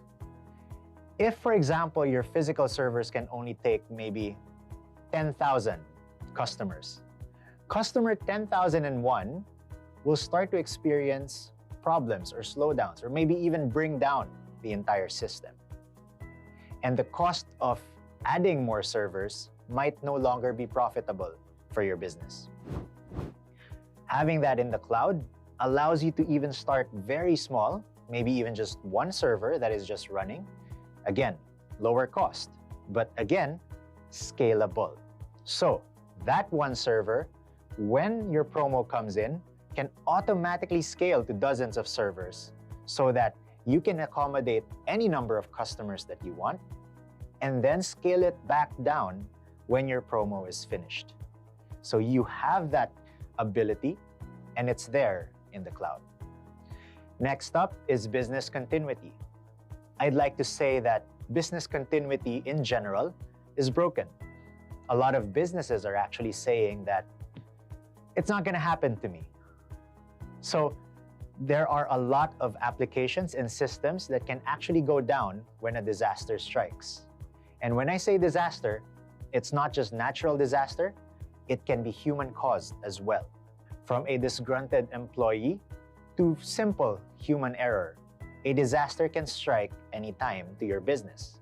The question is, how much are you going to lose for every hour that your application or system is down? How many customers are you going to lose or make them unhappy? Putting your application in the cloud or running a cloud disaster recovery setup allows you to run a DR at a very minimal cost because, again, let me go back to one of the capabilities of cloud. Ability to only pay for what you use. So in that essence, having a very small environment running in the cloud, and then when a DR strikes, then you can bring that up to a bigger scale to accommodate more customers, makes a lot of financial sense. In that setup, you can run your applications with a higher availability without that much cost. So DR without the associated costs. So those first three that I mentioned are some of the many benefits that you can get from getting an infrastructure or a platform type of service from the cloud. Now, what if you get something like a SaaS, software as a service? One of the many benefits is the benefit of collaboration from applications such as G Suite or Office 365.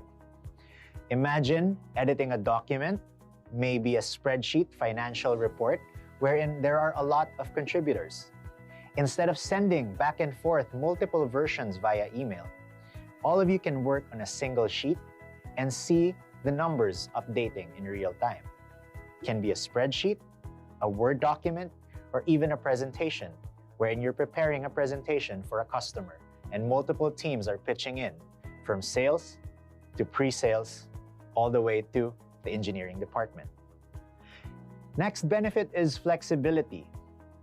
The ability to access your cloud, whether it's infrastructure or applications anywhere around the world, is something that brings about a lot of convenience. Imagine you're taking a vacation in Boracay and something goes wrong with your infrastructure. Instead of having to fly back or even being not allowed to go on leave in the first place, you can access your cloud, maybe your Google or your AWS, from your laptop or even from your mobile device, and configure and troubleshoot what the problem is. That flexibility remains the same with software applications such as G Suite. You can access from any device, from mobile to tablet to laptops, and edit, view, and approve on the go. That's the flexibility that cloud brings. Finally, no matter which type of cloud service that you get, you will be able to access or get updates automatically as they come. For example, there's a new hardware that comes in, new generation of servers. It is your cloud provider's responsibility to update its infrastructure and give those servers to you. Take Amazon, for example. When they release a new generation of hardware or servers that you can use, not only is it faster, but it's also cheaper. So the costs are even lower for you. When it comes to databases, if it is a managed database by the cloud service provider, they are managing the entire database for you, which includes patching and updating. So you will always get the latest in security patches and updates. And finally, when it comes to applications such as Office 365 or G Suite, you are assured that you will always get the latest and greatest version as long as you're subscribed. You no longer have to purchase newer versions of Microsoft Office every year, or whatever your favorite application is, such as Adobe Premiere, for example. As long as you're subscribed to the cloud service of that particular provider, you are assured that you will always get the latest and greatest, not just in terms of versions, but also when it comes to security. So, that's it for today. Let's do a quick recap of what we've learned.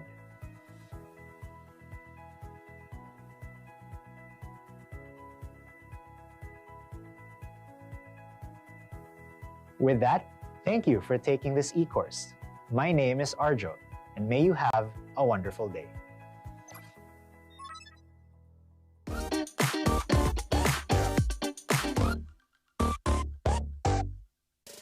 With amazing partners such as AWS, Azure, Google Cloud, Alibaba, and Huawei, all offering cloud expertise and services for the hackathon, you guys know that your ideas will be in great hands, okay? And of course, you can get the opportunity to work with and be mentored by tech movers and shakers with Globe 5G Hackathon. So register now, right now, okay? And submit all your ideas on June 1st until June 25.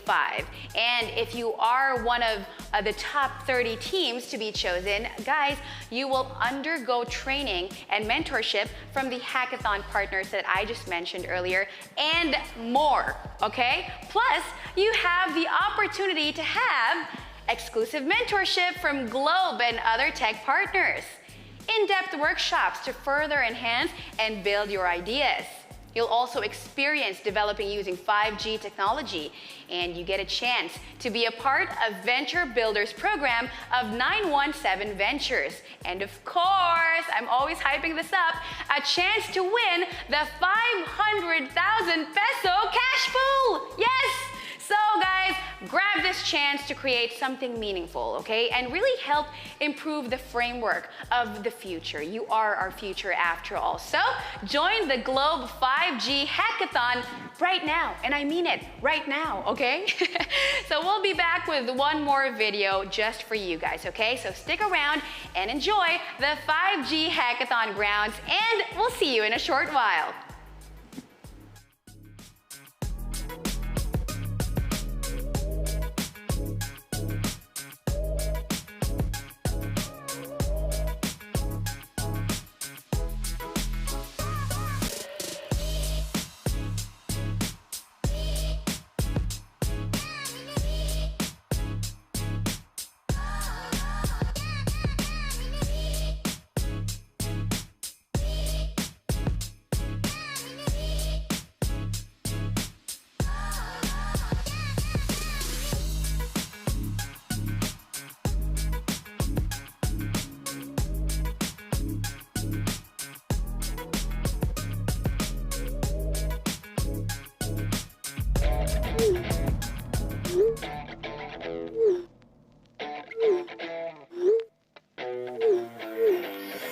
We're speeding into the fast lane with Globe's 5G technology. It's fast, it's fun, it's wonderful. It's Kim Son-ho approved. With Globe 5G technology, the possibilities are endless. It's about time we inspire the youth to create something meaningful, spark reinventions, and improve the framework of the future. That's what the 5G Hackathon is about. Students, professionals, and startups are welcome to join the event by registering using this link. Once accepted, you may enjoy access to the Globe 5G Hackathon HQ, where the enablement workshops will happen. That's 2 weeks worth of fun workshops and mentorship by industry experts from our tech partners. All these to get you to the top. That doesn't end there. Apply what you've learned from the workshops and pitch your idea on how you can use 5G to improve the way we live. The panel will pick the top 30 semi-finalists to join the pitch competition and enjoy exclusive workshops and consultations with mentors. But if you're truly, madly, deeply at the top of your game, you can be chosen as part of the top 10 finalists who will proceed to the Hackathon Finals. 3 of the best pitches will be hailed as winners. What's in it for you? Well, over 500,000 pesos worth of prizes will be given away, plus a chance to be part of the Venture Builders program of 917's Venture Velocity and work directly with Globe 5G Acceleration Lab. This is powered by Globe and Animal Labs by DLSU. Thanks to 5G, we're about to achieve great heights. Click the link and show us what you've got. Get ready to reinvent your power to create change. Register now.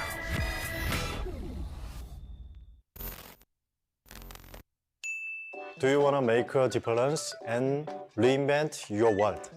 네, 안녕하세요. 여러분, 김선호입니다. 샌드박스 같은 곳에서 경쟁하는 기분을 느껴보고 싶으신가요? 그렇다면 글로브 5G 해카톤에서 진행하는 워크숍과 멘토십을 통해 5G 활용 방법을 만들어보고 여러분의 친구, 동료들과 팀을 만들어서 디지털 시대 속 필리핀의 새롭고 흥미로운 가능성을 열어보세요. Follow your dream. Register now.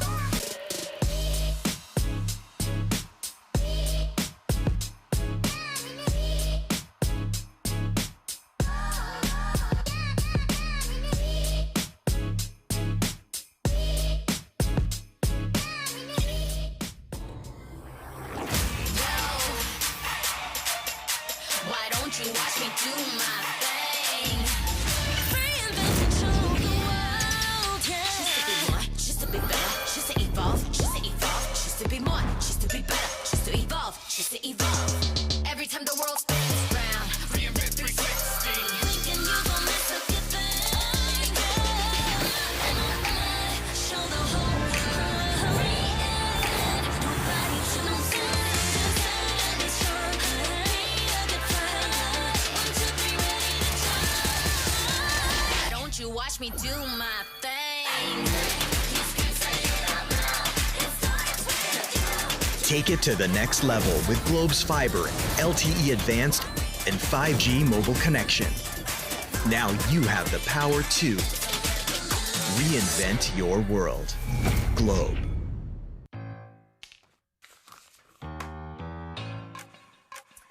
Dear Mother, light of the home. Dad. Hey, baby! Greetings, Professor Rodolfo. May I be absolved from Math club tomorrow. May Globe Virtual Hangouts kasi.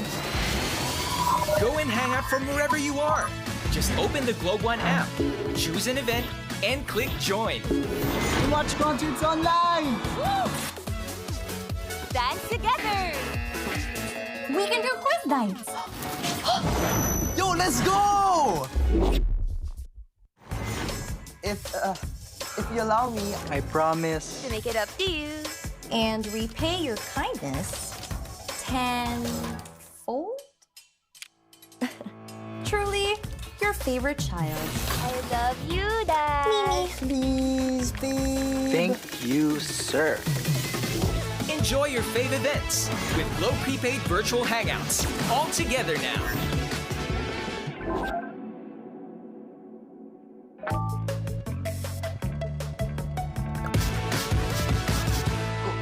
Yes!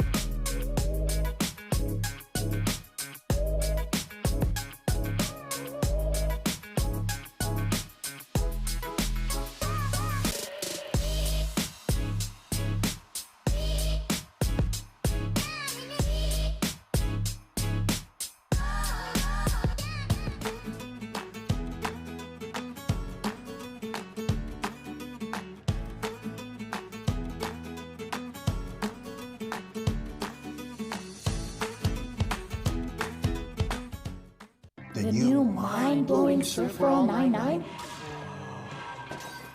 9 gig? All sites? For all devices? Shareable with up to 4 people? Like my fam? Anywhere they are?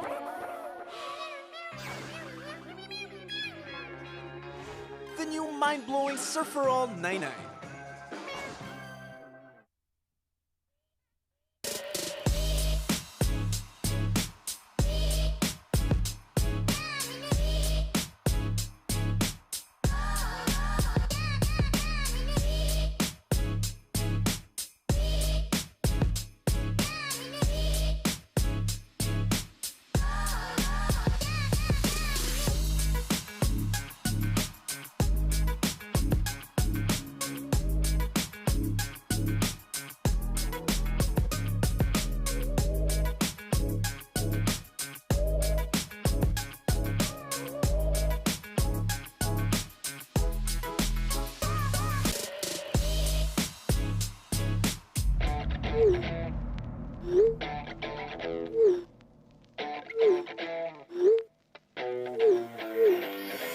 We're speeding into the fast lane with Globe's 5G technology. It's fast, it's fun, it's wonderful. It's Kim Son-ho approved. With Globe 5G technology, the possibilities are endless. It's about time we inspire the youth to create something meaningful, spark reinventions, and improve the framework of the future. That's what the 5G Hackathon is about. Students, professionals, and startups are welcome to join the event by registering using this link. Once accepted, you may enjoy access to the Globe 5G Hackathon HQ, where the enablement workshops will happen. That's 2 weeks worth of fun workshops and mentorship by industry experts from our tech partners. All these to get you to the top. That doesn't end there. Apply what you've learned from the workshops and pitch your idea on how you can use 5G to improve the way we live. The panel will pick the top 30 semi-finalists to join the pitch competition and enjoy exclusive workshops and consultations with mentors. But if you're truly, madly, deeply at the top of your game, you can be chosen as part of the top 10 finalists who will proceed to the Hackathon Finals. 3 of the best pitches will be hailed as winners. What's in it for you? Well, over 500,000 pesos worth of prizes will be given away, plus a chance to be part of the Venture Builders program of 917's Venture Velocity and work directly with Globe 5G Acceleration Lab. This is powered by Globe and Animal Labs by DLSU. Thanks to 5G, we're about to achieve great heights. Click the link and show us what you've got. Get ready to reinvent your power to create change. Register now.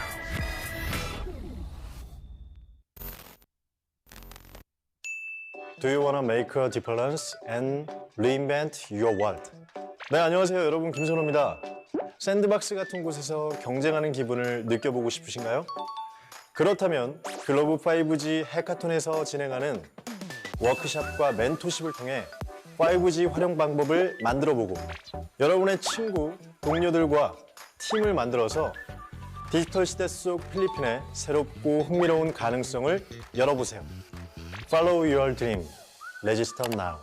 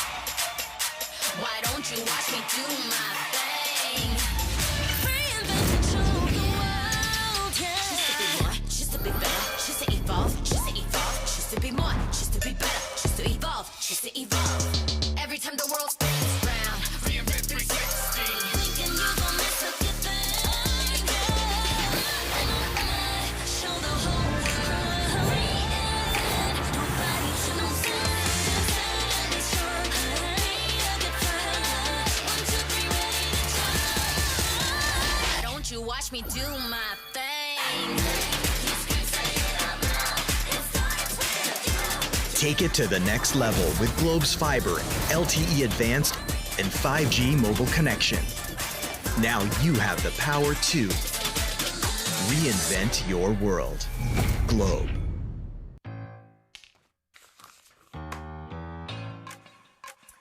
Dear Mother, light of the home. Dad. Hey, baby! Greetings, Professor Rodolfo. May I be absolved from Math club tomorrow. May Globe Virtual Hangouts kasi. Go and hang out from wherever you are. Just open the Globe One app, choose an event, and click join. Watch concerts online.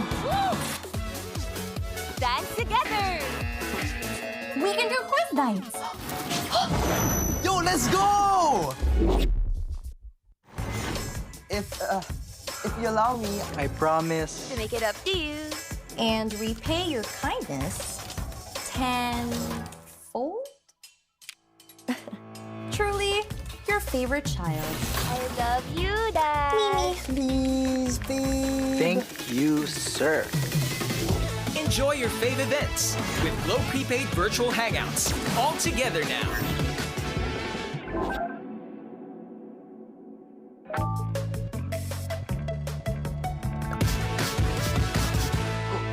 Yes!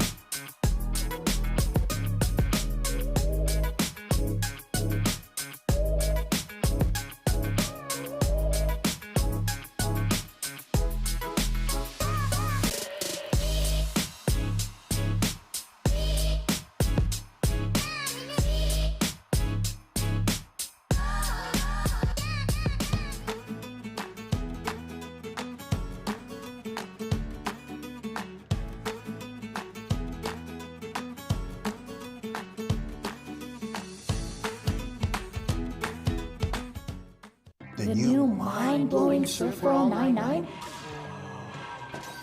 9 gig? All sites? For all devices? Shareable with up to 4 people? Like my fam? Anywhere they are?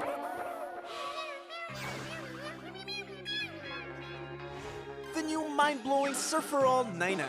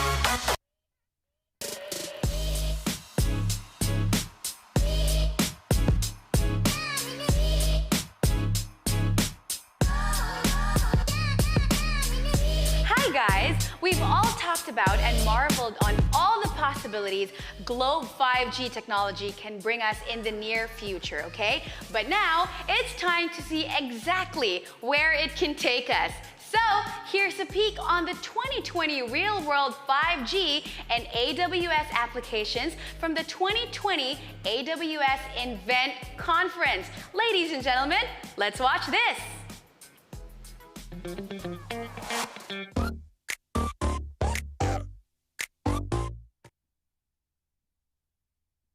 Hello and welcome to our live stream session Around the World in 30 Minutes with Telecom Leaders. I'm Geeta Chaudhary, Head of Telecom Professional Services here at Amazon Web Services. 2020 has been an extraordinary year for all of us, changing how we interact, work, and play. Today, we would like to take you through an exciting journey around the globe to highlight some of the tremendous impact our communication service providers and our partners have made this year during these unprecedented times.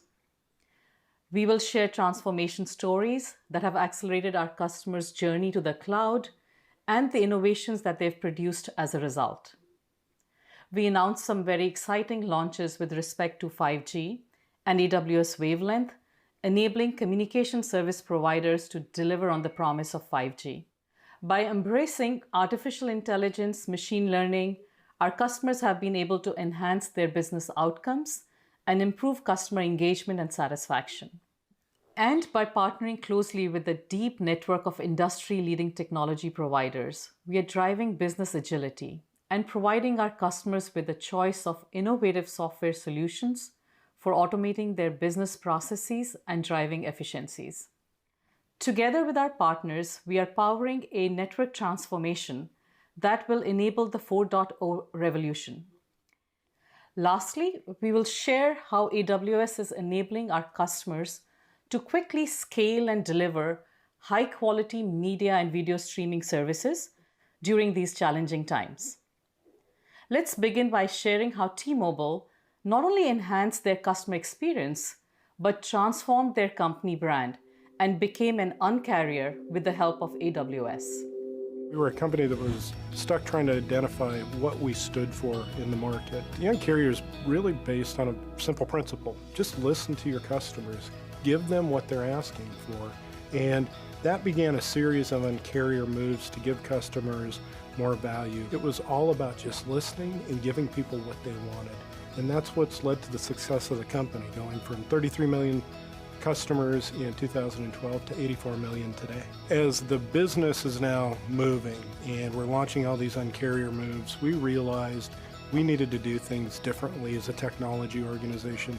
We had to find a way to keep up and have systems that would give the business more velocity and more freedom to deliver the new innovation that they wanted to deliver. There's actually multiple services that are powered by AWS. When we say powered by AWS, that could be the UI that we're giving customers an experience with. It could be microservices that we're running on container platforms.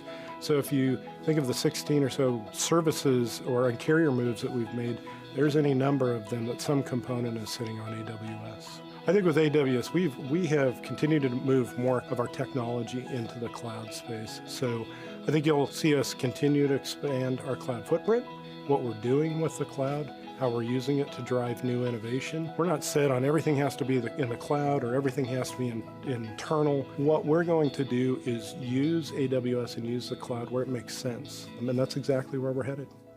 In South Africa, Vodacom committed to digitally transforming their business and believes that creating business agility starts with a new mindset.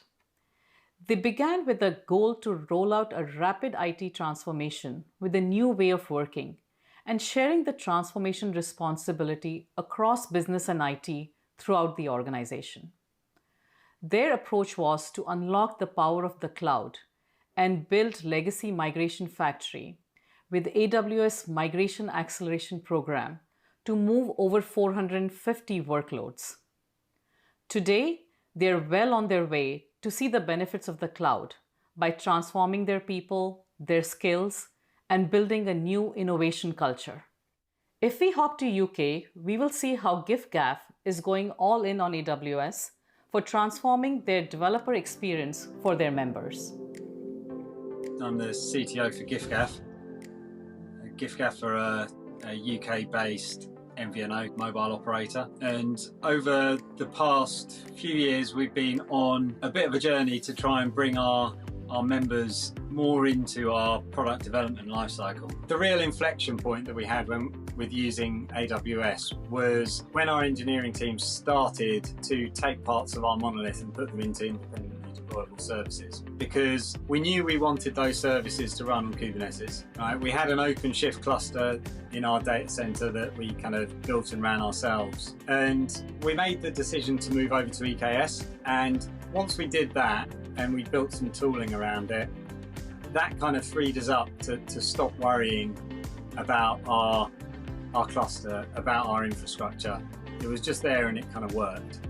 So it then allowed our teams to focus on taking the bits of business logic that we had in the monolith and putting them into services, wrapping them in containers and deploying them. And that was when we started to see the real speed benefits and the real kind of continuous deployment approach come to life. In 2018, we deployed 12 times. Our failure rate in deployment was about 50%. Fast forward 12 months into 2019, we're deploying into EKS, and we deployed 9,000 times with a failure rate of about 3%. And all of those failures were automatically caught, automatically rolled back. No one had to worry about them. So the way that AWS helps us innovate is by giving us more time. We don't have to worry about building infrastructure anymore. We don't have to worry about doing upgrades, doing security patches. All of that's taken away from us, and that gives us much more time to focus on what's important to giffgaff. On August this year, AWS announced the general availability of Wavelength with Verizon. And we are now deployed in 8 cities across the US. Let's take a moment to hear from Tammy Irwin, CEO of Verizon Business. Welcome. I'm Tammy Irwin, CEO of Verizon Business. On December 3rd of last year, we told the world that together, Verizon and AWS had joined forces to bring the power of the world's leading cloud closer to mobile and connected devices at the edge of Verizon's 5G ultra-wideband network. Built on millimeter wave spectrum, our 5G is designed from the ground up to support transformative experiences that will improve how we all live, work, and play. Here's why that matters. Verizon's 5G network enables peak throughputs that are at least 10 times faster than 4G, up to 10 gigabits per second. It provides robust bandwidth, handling data volumes that are 100 times larger, and delivers ultra low latencies, which is the time it takes for a signal to get from point A to point B. Not to mention the ability to connect over 1 million devices per square kilometer. And that's why we're excited to share that today we're bringing AWS Wavelength to the edge of our network, unlocking the power of 5G Edge and mobile edge compute for you, developers around the world, to build and innovate entirely new categories of applications. I'm excited to report that we've made lots of progress with customers using this service. In fact, to date, we've conducted multiple successful 5G Edge trials with Verizon, covering various verticals like media and entertainment, manufacturing, and healthcare, among others. Let's take a look at DD Sports. Hi, my name is Davian Ross, and I'm one of the founders and president of DD Sports. and our basketball product is called Shot Tracker. Shot Tracker is a sensor-based technology that tracks statistics and analytics, providing real-time data to coaches, broadcast partners, fans, and players, all with sub-second latency. Basketball is constant activity up and down. Latency is so critical. One thing that we're doing that's really exciting is demoing our Shot Tracker technology over Verizon 5G and AWS wavelength. This allows us to see the delta between the traditional process, which is 4G, and this accelerated, amplified process that utilizes both 5G and MEC. You can distinctly see the difference in the speed of ball movement. When I think about what 5G and edge computing can do, I think about coaches. I think about them getting access to this video and data anywhere in the facility. It may be in the locker room at halftime or sitting on the bench during the game, all delivered in real time. When you think about being able to take this data and incorporate it into the broadcast, latency is even more important. We're really excited about what 5G and MEC will provide to the market. We've been waiting on this for so long, and the time is now. It's finally here. And it will revolutionize the fan experience, the viewing experience, and how we consume data in sports for the rest of our lives. With 5G being 10 times faster than 4G, AWS is enabling our customers to power the future of telecom. We took a very different approach to building the network. Our idea was to simply extend the cloud. All of its native services, APIs, common programming language, and developer experience to the edge of each carrier's 5G network, making it extremely simple for developers to deploy an application on 5G consistently around the globe. And with over 400,000 certified developers, we are uniquely positioned to offer a scalable solution built on proven cloud services for 5G networks.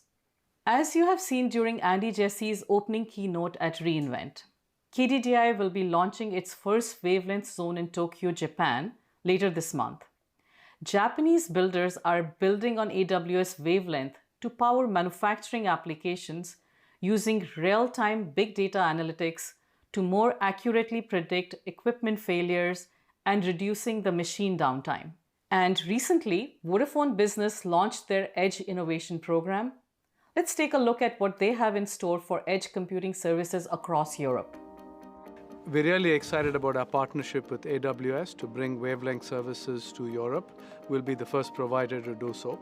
Edge computing essentially brings high-performance computing closer to the end user. When you combine that with the speed of 5G networking, which is almost 10 times faster than the current 4G networks, users can do things that they never imagined before.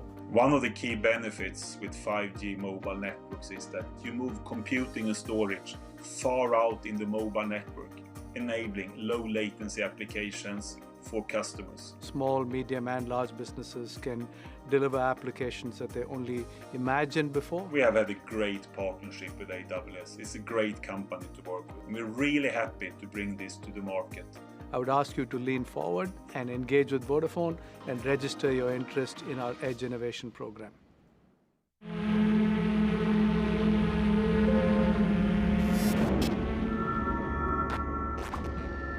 Dedrone provides complete airspace security for organisations looking to protect against unwanted drone activity. Vodafone Business and AWS are coming together to deliver multi-access edge computing for Dedrone. Dedrone's technology is all about keeping key sites secure. When you do have a drone that comes into the area that perhaps could even be a threat, knowing that as quickly as possible adds value to the business. With the integration of Dedrone's counter-drone platform into Vodafone's MEC solution, customers can quickly and easily extend their security systems to protect lower airspace against the drone threats. Vodafone Business and AWS are so excited to be coming together to provide multi-access edge computing to Dedrone. As we just heard, 5G has the power to unlock many new experiences for customers around the world. And none are more important than exceeding the customer experience.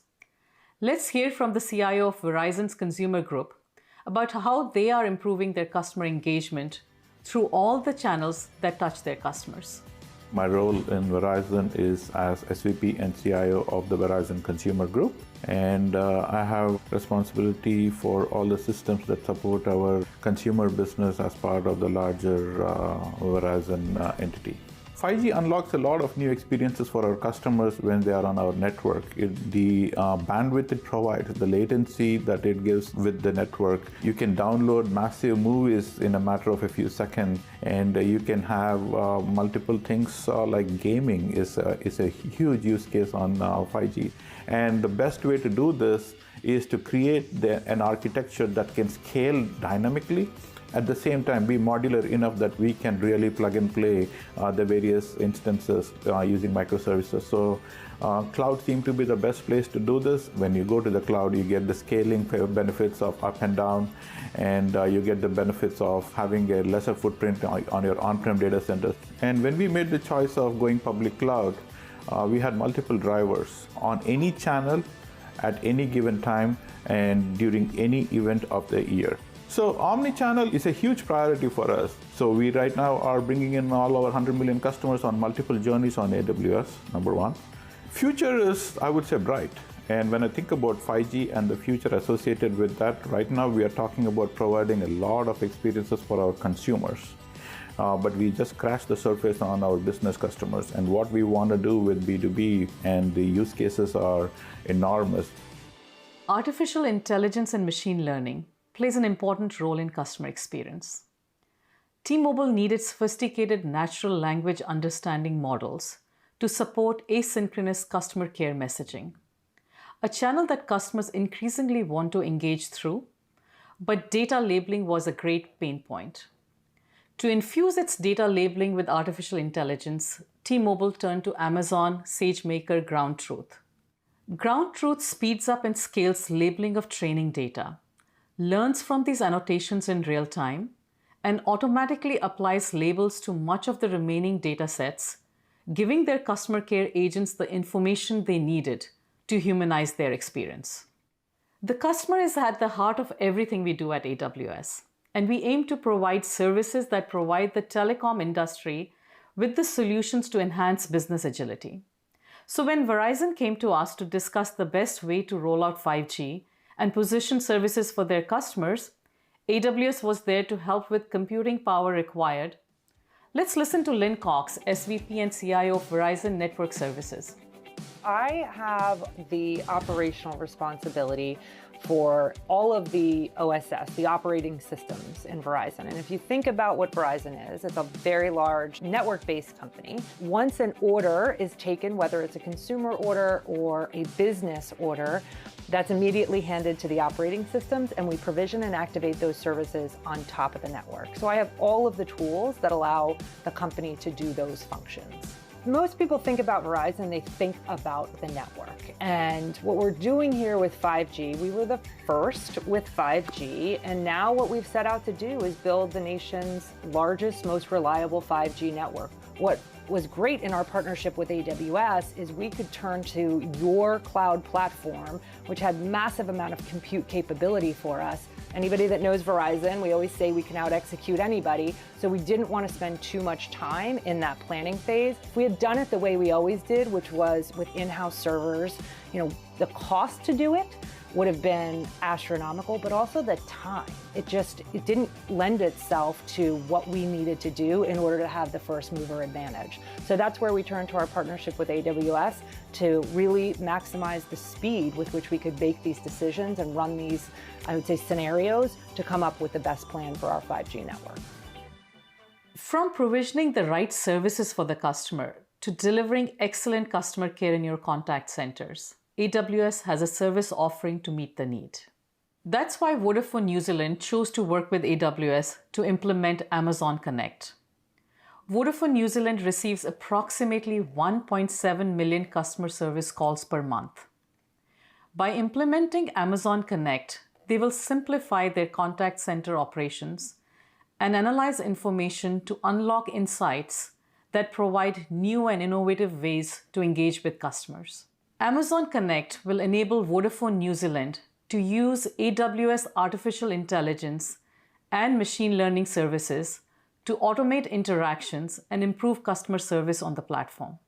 It will also encompass voice and chat-based services to offer customers a personalized, intuitive experience, reduce wait times, and help solve customer issues faster. In fact, they've seen a 35% improvement in their first-time fix metric, meaning a customer's problem is solved the first time they call them. AWS has a rich ecosystem of partners that serve the telecom industry. And you may have noticed in the run-up to reInvent a number of strategic agreements being announced. Amdocs is expanding their existing work with AWS to enable Amdocs BSS and service automation portfolio to run natively on AWS. Amdocs is a leading software and services provider to the communications and media industry. We provide solutions for the world's largest communication service providers and leaders in media. We have developed a strong partnership with AWS, which goes back to 2012. Our strategic collaboration with AWS helps us to ensure our products and solutions provide the benefits and cloud offering to our customers. Telecom customers face many challenges. They need to reduce cost, they must deliver service agility, expand into new revenue streams, and they must differentiate. To do so, they require two things: to enrich capabilities and technology. With Amdocs CES20 software suite, we provide those enriched capabilities, providing business enablement, service monetization, and network fulfillment. With AWS, we ensure a technology foundation that provides a secure, scalable, and agile environment. We see the relationship between AWS and ourselves as a partnership of industry leaders who excel in their fields. We are leaders in telco software solutions. AWS are leaders and pioneers in providing a secure, reliable, scalable cloud-based platform. Together, we provide the business capabilities and technology layer that will enable Vodafone Germany to achieve a business-led, IT-driven digital transformation. In November, Orange and AWS announced an agreement to work together to deliver new solutions in the areas of modernization, migration, data analytics, innovation, and security, resulting in new products and services to fast-track our joint customers' journey to the cloud. As a part of this agreement, a dedicated cloud center of excellence will be built on AWS, coordinating joint development of an extensive training and certification program for more than 3,000 Orange Business Services, cloud, cybersecurity, digital, and data experts. Enterprises will now have access to one-stop shop for all their Orange and AWS requirements through their trusted point of contact. In September, we announced a joint cooperation with Ericsson and Telefonica Germany to deliver private 5G network. With the virtualization of 5G core network, Telefonica Germany is accelerating the introduction of new industry solutions. Instead of time-consuming hardware setup for these new services, software-based integration via the 5G cloud can be implemented easily and at lower costs. So let's hear a bit more from Ericsson. As we look at 5G coming into our market in a pervasive way, one of the big benefits of 5G is low latency communication. But low latency communication on its own is not enough. We have to actually push out to the edge of our customers' networks and ultimately into our enterprise customers' networks to really take advantage of low latency computation to meet high value use cases. So with AWS, we're able to take advantage of an innovation that AWS has brought to the market in the form of Outpost. Outpost is basically the on-prem version of AWS's cloud infrastructure. We can leverage Outpost with Ericsson's 5G core to bring that computation capability direct to a customer's enterprise. The advantage you have with cloud infrastructure is you bring an ecosystem to bear to the operators. And Ericsson is one member of that ecosystem. That ecosystem consists of device vendors, application providers, and really important part of that ecosystem that AWS fosters is the developer ecosystem. When it comes to private mobile networks, AWS is partnering with some of the leading innovators across many industry verticals, one of which is Ghost Robotics. We partnered with Ghost to provide mobile computing at the edge to enable robots to go into places never possible before. So Ghost Robotics prides itself on building the most durable, continuous use, most ruggedized, and easiest to deploy legged robot in the market. And by partnering at AWS, we're partnering with the leading vendor of cloud services and connectivity. And that makes us extremely proud to give our customers the best of breed solution. We not only needed to process data on the edge, but also have a robust communications network. And now that AWS is bringing 5G up front with the capability of combining edge processing and moving that data into the cloud, it was a perfect option for Ghost. We have a lot of customers that come to us and say, hey, we want to use this to sense this or sense that. And they realize the power sometimes is not just in sensing, but also setting up these mesh communications networks. And by working with AWS and integrating the snow cone with 5G, we're building all sorts of new use cases and the ability for customers to deploy new applications. Typical legged robots only work for maybe an hour to an hour and a half. Our robot will do over 7.5 miles on a single charge. So making it durable and giving it continuous use, long endurance capabilities was enormous. We hope by the end of 2021, when a customer orders a legged robot with an AWS Snow Cone 5G connectivity platform, they can take it right out of the box, plug and play within a few hours, and get right to work. AWS is also working with leading providers of video technology like Cinemedia. Cinemedia and AWS are teaming up to enable the combination of video software technology on AWS's public cloud infrastructure. Video service providers will be able to deliver multi-screen video using Cinemedia's Infinite cloud platform using AWS public cloud.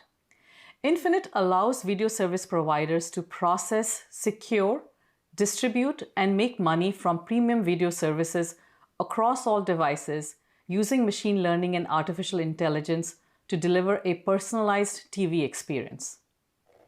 As traditional pay TV providers add IP services and transform their businesses, they need partners with proven experience in delivering broadcast quality video to any device. Leaders in our respective fields, together we offer customers a level of expertise that is second to none. That's one of the reasons Blue Jeans, a Verizon company, is using AWS to meet the high demand put upon them in March of 2020. Let's listen to how they quickly scaled to meet the need. Blue Jeans is a leading enterprise video conferencing and collaboration software company. We are part of the Verizon family now and joined them in May. When the pandemic hit the United States, many of our large enterprise customers contacted us on a Friday telling us that they're sending everybody home, and they asked us, are you ready to handle all of our employees working from home this coming Monday? And with our partnership with AWS, we were able to say, yes, we can. We will got your covers and we can take care of it. And we did. One of the key benefits we got from AWS was by introducing and moving to a container-based system on Kubernetes by using EKS, which allowed us to not worry about the management of the core Kubernetes and focus on making sure that our application can behave well and run effectively inside containers. We were able to connect 5 times more daily average users at peak pandemic than pre-pandemic time for us. And we were able to save 48.6 million metric ton of carbon dioxide emission and save 266 billion miles of travel for our users. When they needed super high quality live video streaming at a massive scale, Verizon Media put its trust in AWS. Verizon Media offers a SaaS platform for over-the-top streaming for leading broadcasters, OTT services, and other content owners. We really built our SaaS platform and our video offering on top of AWS infrastructure from the beginning. We use many different services that AWS has to offer, from compute to storage to pretty much anything under the sun that it takes to run a large-scale live streaming business on the internet. Many times we see our largest audience spikes happen right as the game is starting, and you literally go from maybe 10,000 viewers to 1 million viewers in a matter of minutes. So for us, Having the kind of infrastructure that can quickly scale to bring on new viewers, to start streaming content across our CDN network, all of that's essential to ensuring that viewers everywhere get to see the games, in super high quality without any interruption or rebuffering, and ultimately, leads to happy fans for these services. Having kind of a low barrier to entry with a highly scalable infrastructure allows us to, bring customers on board quickly, allows them to experiment with new offerings, with new business models, with new video quality, and fail fast. If it doesn't work, they can quickly pivot to another model. There aren't a lot of sunk costs that you have to kind of recoup your investment in. So for us, it means a lot of flexibility in how we charge our customers, and ultimately for customers, it means that we can get them up and running quickly to launch new services. Really, with the emergence of capabilities like 5G and some of the new edge computing capabilities that are available through AWS, we're starting to bring things like gamification, being able to predict what's going to happen next on the screen. And while we've seen kind of demos of this in the past, we've been really, really excited, given everything that's going on with the world, to see our customers really be willing to innovate and bring some of these new features to market to help with fan engagement, to keep fans immersed in the game, keep them invested in what's going to happen next, and ultimately drive happier fans and more revenue for our customers. 2020 was quite a year, and AWS has relentlessly executed to deliver to the needs of our customers and the telecom industry. We hope you enjoyed our year in review and gained greater insights into the various areas that AWS can enable your business. We invite you to continue this journey with us in 2021 as we enable you to build the connected world of tomorrow today.